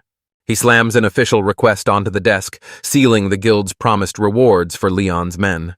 Leon led his troops away, boots thundering, while Liera beamed and waved the document like a victory flag. Rokuro whispers to himself that maybe his entire reason for being is to clash with Leon. An irresistible pull drags Leon toward the mysterious, deadly swordsman. Two warriors blaze down parallel paths, destiny tightening like a noose until their swords slam together. They locked eyes, the silent recognition of a coming battle hanging between them like storm clouds ready to explode. The scene snaps to a bustling town as adventurers stride across a creaking wooden balcony, boots thudding and chatter spilling into the streets below. Inside the jam-packed guild hall, our group watches many swarm the counter to cash in their quest rewards. A thunderous reveler hoists his tankard and ignites the room into a roaring, jubilant cheer. Revelry exploded around her, but Liera stood apart, drinking in the chaos with a calm, contemplative gaze. Her sudden silence presses in. Rokuro leans forward, voice sharp. "Are you hungry?" She teases him with a playful scold, but he spots the envy flickering behind her grin. Lyra confesses a raw, burning envy. She's only now laid eyes on this side of the world up close. She watches people burn their lives away in a desperate chase for a single blazing celebration. She envies the fleeting, fragile, reckless blaze of human existence. Her companion reels at the strange twists of her philosophical musings. Rokuro beams, telling her these simple joys are the hard-won fruits of their labor. He snaps that she should stop standing on the sidelines and instead dig in, drink deep, and live it up. His words reverberate through her, and she agrees, a warm, genuine smile blossoming across her face. The armored veteran from the battle storms forward, barking a gruff greeting as they approach the reception desk. The bunny-eared receptionist lights up, bursting into a delighted squeal when she sees Rokuro has found work. Her breath catches when she sees the garrison captain's seal on the letter. She knows he's come a long way. Out of nowhere, a nobleman bursts in, cloak billowing, then drops to his knees and begs pardon from the filthy adventurers. The adventurer's hulking frame bristled with exasperation at the newcomer's arrogant smirk. The nobleman snarls, wrinkling his nose and sneering that the guild hall reeks like a pigsty. He burst into a grin and roared he was on top of the world. He'd finally found the person he'd been searching for. In a swoon-worthy beat, he clasps Liara's hand and announces his name like a promise. He offered a polite bow and a calm greeting, his gaze locked on her as if nothing else existed. Liara goes utterly silent as he brazenly declares himself her future fiancé. He towers over the slain bear's body, grinning as he fires off the same syrupy pleasantries at her. He vowed again to marry her, his grin unshakable. He leaned in, breath warm against her ear, and told her she was breathtaking. Just as he's about to touch her again, a hand clamps around his wrist. Rokuro cuts in, voice like ice, bluntly telling the man he seems to lack the most basic manners. The nobleman scoffs, amusement flashing in his eyes as the abrupt interruption and aggressive stance barely register. He snaps at Rokuro over his attitude, irritation flaring across his face.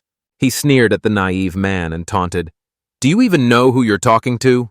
He flung his cloak aside and roared, "I'm Christophe Fontaine!" The name Fontaine tore through the crowd. Heads snapped, whispers exploded. Everyone knew it belonged to a noble family. Christophe's smug grin widens as he proclaims he's the eldest son of the formidable Duke of Fontaine. Rokuro, Liara, and the receptionist exchanged bored glances and shrugged the revelation off like a tired rumor, completely unmoved. Liara shatters the silence and snarls, "I don't care about your family name." She scoffed at his title, the crowd snickering. Rage boiled in Christophe's veins. He drinks in her assertiveness, certain it's the fierce grace a nobleman's wife should possess. He drops the bomb. His father has arranged for her to be his wife. Rokuro reels from the abrupt arrangement and lashes out, "Why pick Liara?" Christophe shrugs him off, snapping that it's a political matter and none of his concern. Liara stares back, her expression hardening into iron as she spits a single absolute no that brooks no argument. Christophe reels, confusion and fury snapping in his chest as he shouts, "Why would you ever refuse me?" He snarls that she'll be with him, his voice a razor-edged command. Rokuro draped himself against Liara, smirking as he declared he had zero interest in the matter. Liara goads Christophe with a cold grin, sneering that she's only ever been drawn to weak men like him. The nobleman's face snaps into a mask of rage as he roars, "Are you calling me weak?" Liara, serene as a still lake, proclaims he radiates absolute composure. Rokuro drops a patronizing pat on Christophe's shoulder and snarls that he should quit now and go home. Murmurs ripple through the onlookers, disbelief etched on every face that they would dare treat a nobleman this way. Christophe staggered under the sting of laughter. He'd never been humiliated like this in his life. He jabbed an accusing finger at them, fury blazing in his eyes, and dared them to a duel outside. Rokuro scoffs, brands him a fool, and barks for him to back off. He vows he won't take a life unless a truly just cause forces his hand. Liara's voice slashes the air, freezing Rokuro mid-step before he can walk away. She roars she'll never cower behind someone else's strength again. Fire blazing in her eyes, she accepts the challenge and swears she'll expose his true weakness. She storms into the courtyard, every muscle primed to take on Christophe and his two guards. A crowd presses in as Rokuro strides forward, locks eyes with a worried onlooker, and, voice steady as steel, promises Liara will be fine. He reveals that beneath her gentle looks, Liara harbors a truly feral, untamable spirit. The bunny-eared receptionist's ears twitched as she stared, dumbfounded by the portrait he'd just painted of her. In the courtyard, Liara clenches a small bottle in her hand, eyes blazing as she braces for the fight ahead. She tightens her grip on the long staff, determination blazing across her face. She stands battle-ready and bellows, "Now we begin!" Kristoff smirks, entertained by her defiant spark, and snaps his elegant rapier free. He swears she'll make every drop of sweat shed training for this duel worth it. Smirk blazing, he swept his arm in a mocking flourish and dared her to make the first move. Liara plants her heeled boot firmly on the cobblestones, poised like a coiled spring. She accepts his offer and launches herself forward, exploding into a blur of speed. Kristoff's eyes snapped wide, shock slamming into him as he took in her blinding speed. He snaps his rapier up at the last heartbeat and scrapes her thunderous straight thrust aside. The blow slams into him, a shockwave tearing through his body as he spits a raw, pained grunt. He reels backward and crashes to one knee as her strike slams into him. One of his guards screams his name, alarm shredding the air as the situation flips on a dime.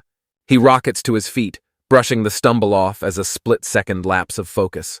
Rokuro and the crowd erupt from the sidelines, roaring approval at her perfectly executed thrust. He lauds her razor-sharp tongue, pumped that she refused to back down. A renewed, predatory grin splits his face as he snaps, "From now on, I'm taking the initiative." He surged forward, his rapier locked on its mark with deadly precision, and unleashed his own assault. Liara's training snaps into place. She can pick apart his every move. She whips her staff up, meeting his lunge head-on as their weapons slam together in a deafening clash. They trade a blistering, flowing ballet of strikes, parries, and split-second dodges. The exchange ends and Kristoff suddenly collapses to his knees, clutching his arm as searing agony rips through him.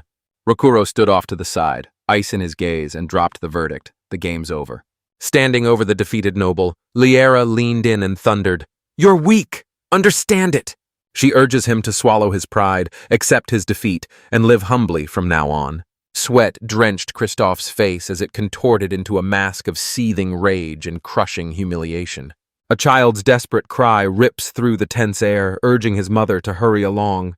A young boy barrels recklessly past the fuming nobleman as his mother hurries after him, basket swinging. The boy stumbles and slams to the ground, forcing his gaze up to Kristoff as his face hardens into a cold, stormy scowl. Seeing it, Rokuro and Liara lock eyes, sudden, grave concern igniting between them. Terror pins the child to the cobblestones as he gapes up at a blade hovering over him. Kristoff's face snapped into malice as he hoisted the blade and spat at the boy. "You rude brat!" Rokuro's voice rips through the chaos, a razor command that slams into him and freezes him mid-stride. He thundered, "Bring that sword down and you'll unleash consequences you can't imagine." The swordsman roared that Kristoff's head would fly from his shoulders before Kristoff's swing could land. Kristoff jerks to a dead stop, eyes blown wide, shock and disbelief crashing in, a thin, sharp thread of fear flickering beneath. The child's mother lunged forward, scooped him into her arms, and spilled out desperate, profuse apologies. She scooped her son into her arms and bolted away from the dangerous confrontation. Kristoff sprang to his feet and told Liara, voice raw with shock, that he'd changed his mind about marrying her. He snarls he'll carve a permanent scar across her face and challenges her to a duel to the death. Liara's features snap into a mask of cold resolve. She declares she's changed her mind too. For trying to murder a child, she swore she'd show him no mercy. Kristoff erupted into a manic scream and hurled himself forward, his face carved into a mask of pure, vengeful fury. The incoming strike flashed in Liara's eye as a lone bead of sweat carved a line down her temple. Their weapons crashed together in a thunderous explosion, slamming Liara straight onto the defensive. He rockets forward, she locks on and traces every twitch of his body.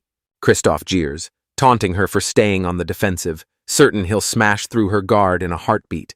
From the sidelines, Rokuro stands perfectly composed and urges her to train her eyes to lock onto the new, faster rhythm. Rokuro's training memory explodes to life. A frustrated opponent's fury shatters their defense and throws the opening wide. Liara absorbed the assault with iron patience, a hairline cut now marking her cheek. Rokuro's lesson snaps shut in her memory, the final command searing into her. Don't miss your chance. Blinded by cocky overconfidence, Kristoff lunged, his hand snapping out to seize her. Liara slips under his arm with practiced ease, snatching the opening he handed her. She channels his own momentum and sends him sprawling, utterly off balance.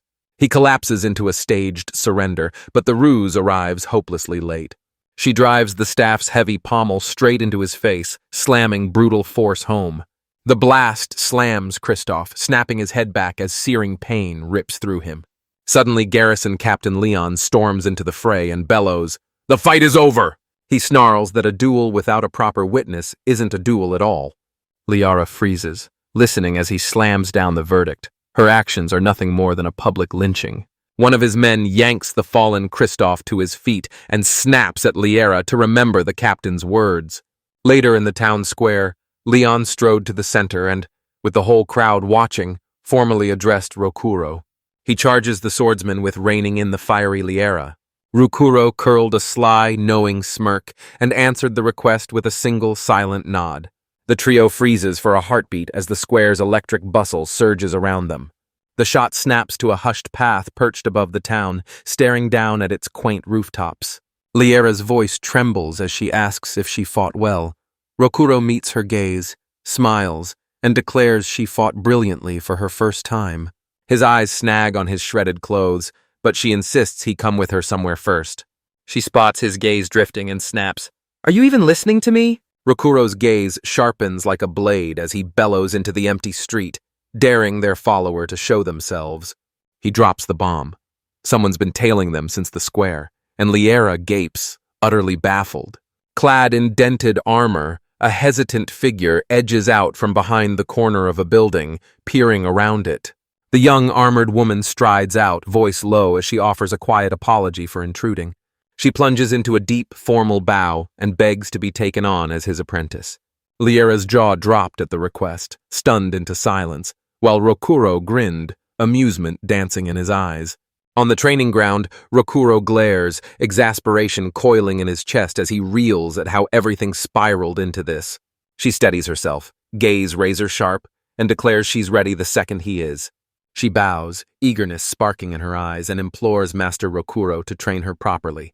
Rokuro seethes, pinning the blame on Liara and branding her a fool for shoving this responsibility onto him. A flashback slams us back to Liara. She freezes, eyes wide, stunned by the sudden suggestion of taking on an apprentice. Rokuro roared with laughter, then quipped he could open his own dojo. Liara's voice dropped as she humbly admitted she herself still had much to learn. Doubt flared inside her. Why did the young woman hunger so fiercely to get stronger? Liara's whisper sliced the silence. This aspiring warrior was still just a child. She straightened, gave a crisp bow, and declared, "I'm Amelie, 14, an apprentice adventurer." She confessed her parents had died, thrusting her into shouldering the care of her sick younger brother. Amelie relived the back-breaking porter shifts, hauling heavy crates until her hands bled, every coin she earned going straight to his medicine. She gasped that the monsters had grown savage lately and almost tore her to pieces. She howled, desperation ripping through her voice. "If I die, he won't survive." Emily's voice cracked as she begged, "This is why I have to get stronger." It hit Liara like a punch. The girl was another victim of the world's spiraling madness. Amelie watched, hope burning in her chest as Liara faced the truth and shouldered the responsibility. Doubt laced Rokuro's words, but Liara's resolve erupted. She surged forward to aid the brave girl. Liara flashed a sly grin, clapped her hand onto Rokuro's shoulder, and sealed her decision. She beamed and said, "I'm leaving Emily in your care," and he stood there, jaw dropping. Rokuro exhales a weary sigh, voice cracking with awe as he lauds Amelie's relentless, unbreakable resolve. He greenlights a special one-day training blitz, and she leaps at it with an ecstatic cheer. He fixes her with a cold stare and snaps, "I'll be judging your potential today." Katana drawn, the master brandished the blade and dared his new student to strike. Amelie bolts forward, a shaky war cry ripping from her throat as nerves crackle and fierce determination steels her. She's ready for the test. Rokuro flicks her trembling, fear-fueled first strike aside with effortless precision. She whips her shield in a reckless arc, throwing her whole body wide open for a brutal counter. Her frantic, uncontrolled thrashing rages on, while Rokuro weaves through every blow with effortless, almost bored precision. He deems her fear insurmountable. He won't train her like this.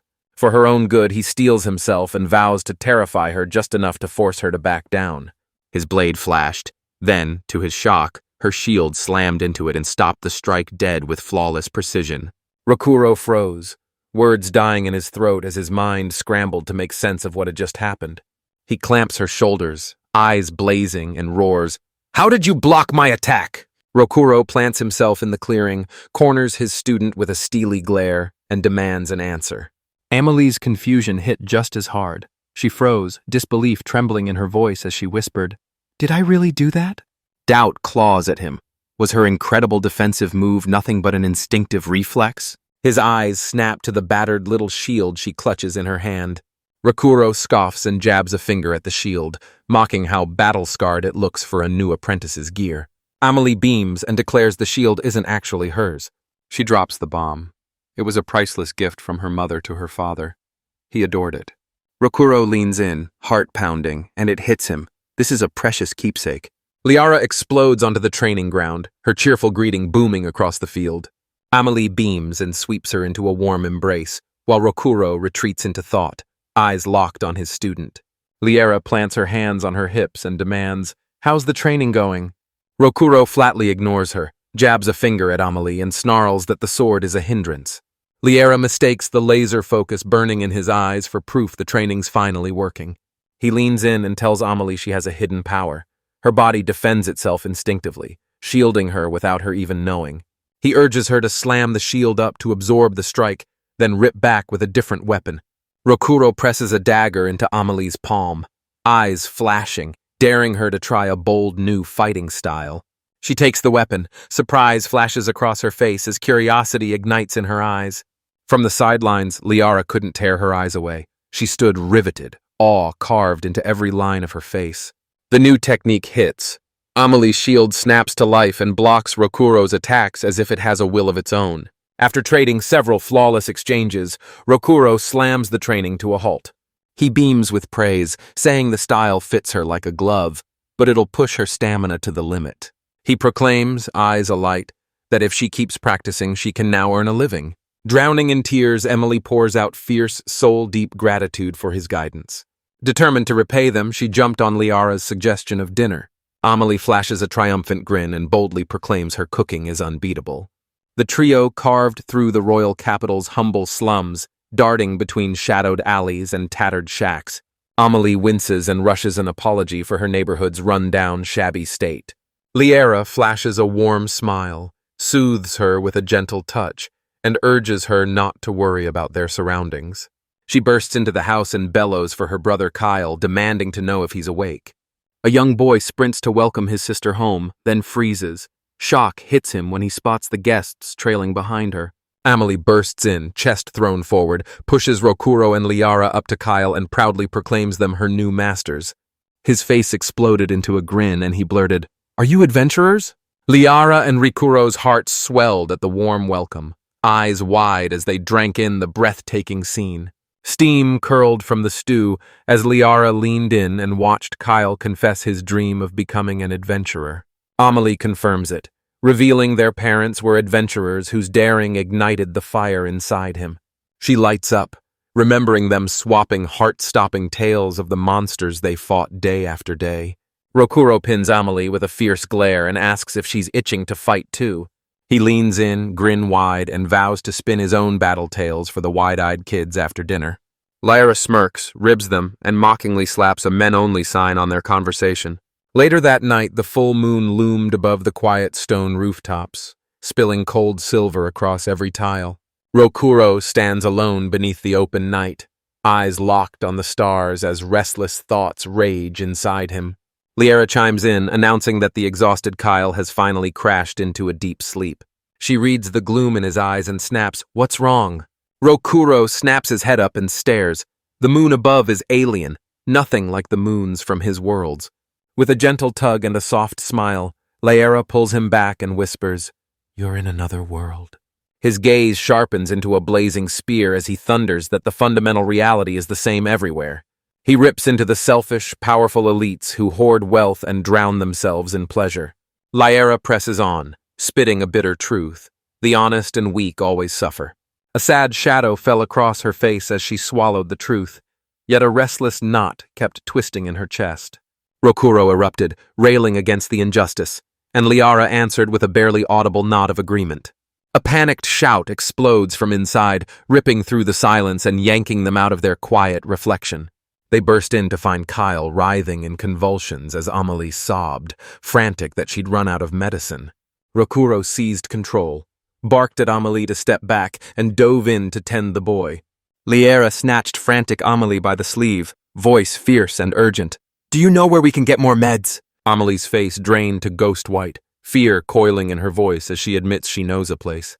Liara shoved her forward and yelled, "Run! You're the only one who knows the way!" Amelie tore through the dark, empty cobblestone streets, every step a desperate drumbeat. Her desperate sprint screeches to a halt before the locked door of the local pharmacy. She batters the door with frantic fists, roaring that she needs medicine right now. An irritated pharmacist flings the door open, eyes cold, and demands to know what she wants at this late hour. He locks onto her with a razor glare and snaps, "Do you have any money?" She thrusts a few paltry coins forward. They clink pitifully in her palm. The pharmacist sneers, snapping that her money isn't even close to enough. Ice laced his voice as he snapped, "This shop isn't a charity," and he dismissed her on the spot. A new squad barrels in, and the leader's gaze snaps to the pharmacy. Kristoff, the newcomer, shrugged and tossed out, "There's a pharmacy around here." He bellows that he needs painkillers, then clears the shelves and buys every last bottle. The pharmacist reels at the gargantuan order, and Amelie gapes, disbelief sharp in her eyes. The pharmacist swooned over his wealthy new customer, showering him with obsequious smiles while Amelie's desperate plight screamed for help and met only silence. Kristoff snapped his focus to the distraught family, his stare a shard of ice. He thrusts a lone bottle of medicine forward, eyes locked on hers as he chokes out, "Is this what you need?" Hope erupts in her eyes as she affirms, this is everything she needs. Cold cruelty carved into his smile as he sent the bottle tumbling, and it shattered across the floor. Kristoff explodes into maniacal laughter as Amelie crumples to the floor, a jagged spear of despair driving through her. Her whisper cracked with anguish as she choked out, "How could you be so cruel?" He flashes a wide, shameless grin and spins a lie, brazenly claiming it just slipped from his hand. He leans in and lays out a brutal bargain. Her cooperation will buy her his compassion. He snaps, voice razor sharp, "Rokuro and Liara are at her house right now." The mask drops. His monstrous plan is exposed. He wants her to help him kill them. Emily slipped into the darkness, every step shouting that the choice had already been made for her. He snaps an order, lace their cups with poison, then rendezvous with him at the marked meeting spot. He slams the violin into her palm, backing the threat with the full weight of his family name. She crushes the vial in her hand. She knows her brother will die if she doesn't. Back at the house, Kyle lies in bed, drenched in sweat, lungs clawing for air as he gasps. Amelie barreled through the door and blurted, "Sorry I'm late." Relief washes over Liara and Rokuro, but worry claws at them as they wonder if Kyle will be okay. Liara warns, voice steady. Her healing touch soothes the pain and blunts the fever, but it can't banish the sickness itself. Emily hoisted the medicine like a trophy and cried out, "I did it!" Later, Kyle lay in deep, peaceful sleep, and Liara finally exhaled as relief crashed over her. Amelie leans in, her fingertip gliding over her sleeping brother's cheek as tenderness softens her face. Liara exhales, chest unclenching as they swear they're finally out of the woods, at least for now. She and Rokuro explode with gratitude, grab Amelie's hands, and declare Kyle's recovery a miracle of God's grace. Amelie beams and insists on fetching them drinks to thank them for all their trouble. She slides drinks into their hands while Liara pours out heartfelt thanks to Amelie for her help. She strides back, a tray balanced in her hands, cradling 2 wooden mugs for her guests. Liara clutches her arm, voice cracking with gratitude as she thanks her again. "I couldn't have done this on my own. This would have been so much harder." Rokuro and Liara both tilt the drinks Amelie prepared to their lips and sip. Amelie slides into their circle, her face cloaked and her thoughts sealed away like a vault. Rokuro urged her to bring Kyle to a proper doctor first thing in the morning. He declares that was his exact plan the instant he agreed to train her. Amelie suddenly fires off an excuse, insisting the equipment needs maintenance. A strange, knowing smile split her lips as she leaned in and asked them to watch Kyle for a moment. The weary liar nods, voice frayed, and spits out a warning. Be careful on your way out. Alone, Amelie leaned hard against the door, her face a battlefield of raw conflict. She pins her gaze to the dagger as memories of the parents she lost slam into her. She straps on her gear, doubt clawing at her. Am I doing the right thing? Convinced there's no other way, she cinches the dagger to her thigh. She implores her parents to watch over her and strides into the night. She strides into the old training ground, the exact spot they'd agreed to meet. Kristoff swaggers up, a smug grin cutting the air as he taunts that she came alone. He slams the question at her. Did you administer the poison? She seals it with a fierce nod. Her brother will get better now. Kristoff scoffs, sneering that he couldn't care less about her brother's condition. He brandishes a tiny pitch-black trinket and snaps, Tell me about those two. Amelie hurled the vial to the floor and bellowed, I could never betray them! In a dusty courtyard, a young nobleman grinds a small object under his boot, grit spitting out with every savage press. Kristoff sneered, contempt dripping from his low voice as he mocked the pride of the poor. Amelie roared that she'd sooner die fighting than live out her days as a coward. Bloodied and blazing with fury, the nobleman snaps, You dare call me a coward? Rage cracked his voice as he swore she'd regret ever making an enemy of the powerful Fontaine family. Kristoff sank into his seat, composure like ice, and commanded his 4 guards to teach her a lesson. Uniformed men hem in the lone young woman, swords drawn and menace crackling in the air. One guard locks his gaze, hoists his sword, and cleaves with devastating force. Amelie nimbly sidesteps the attacker's first crushing downward slash. She darts through the 4 men's chaotic assault, slipping past every strike with lightning-fast grace. One of the guards rockets forward, his sword aimed dead on at the young fighter. She whips around and slams her shield square into the guard's face. Perched on his seat, Kristoff narrows his eyes as his men flail against a lone opponent. He shot to his feet, a raw scream ripping free as he tore into his guard's so-called honor. The officer roared the furious command, Break the duel, swarm her! Amelie digs in, braces, and thrusts her small round shield up to meet a razor-edged sword strike. The overwhelming, coordinated onslaught strikes true as blades carve into her body. She grits her teeth as pain sears through her, a fresh bloody wound gaping in her side. A savage kick rockets Amelie onto the dirt, flinging her weapons from her grasp. She snaps her head up, shock searing through her, as a guard looms over her trembling, vulnerable form. His face swallowed by shadow, the guard cracks his knuckles, menace coiling through every motion. He towers over her, fists coiled and knuckles whitening, poised to rain down a savage, bare-knuckle beating. He slams her into the dirt, pins her beneath his weight, and pummels her with a relentless hail of punches. A savage blow slams into her face, her eyes snapping wide in stunned, searing pain. The other guards gaped at the merciless assault. One slammed a hand over his mouth, unease clawing at his chest. The guard tears into the now helpless young woman with a savage, unrelenting assault. His fist slams into her again, the blow exploding in savage, stark relief. He hoists his blood-slicked fist, primed to unleash yet another crushing strike. Kristoff's face contorts into a sadistic grin as he roars for more violence. A swordsman tears across the night sky, his katana leveled and primed to strike. The blade whips past Kristoff's face, carving a razor-thin, stinging line of blood. Rokuro slams into a crouch, several guards felled around him by a lightning-fast onslaught. Kristoff chokes, a ragged gasp tearing free as shock and sudden pain slam through him. The swordsman, calm as a sheathed blade, murmured he was just wondering who was making the noise. Rokuro pins the nobleman with a cold glare and snarls that he should have killed him sooner. The nobleman's face snapped into a mask of terror and impotent rage. Liera barreled into the blood-soaked scene, her voice tearing through the chaos as she screamed, Amelie! Rokuro leans in, voice a fierce whisper, and vows to mend the injured young woman right now.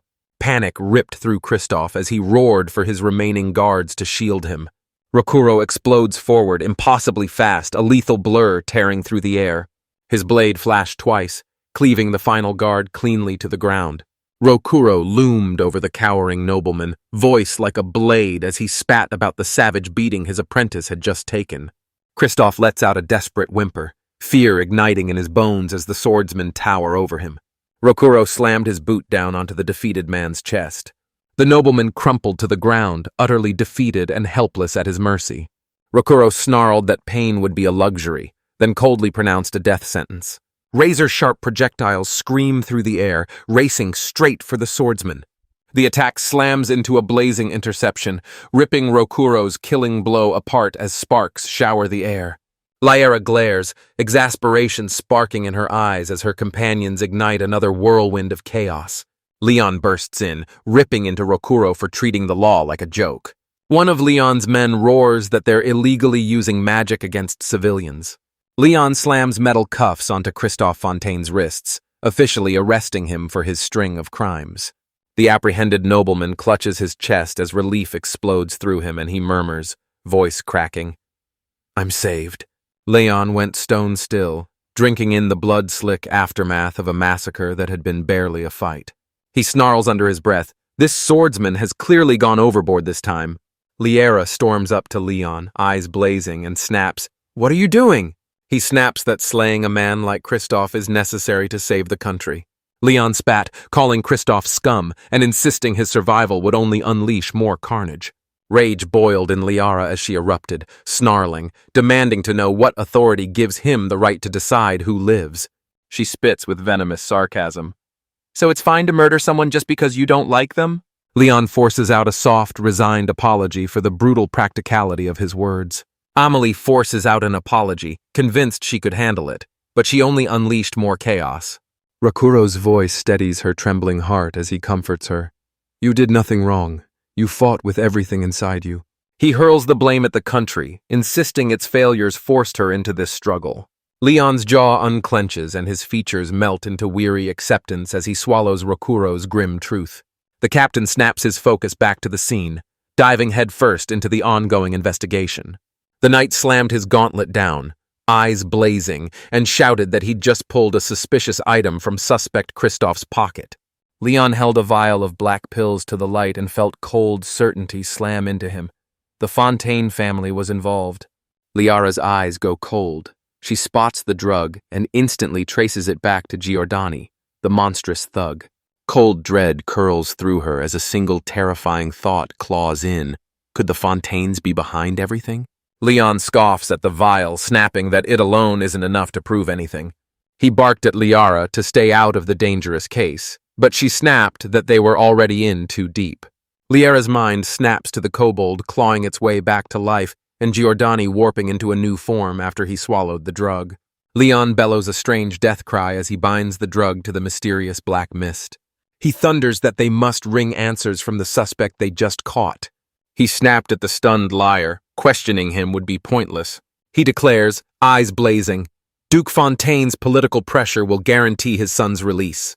Rage boiled in Lyra as she roared that laws are pointless if the nobility never have to obey them. Leon lifted his gaze to the distant castle, a quiet nod answering her words like a vow.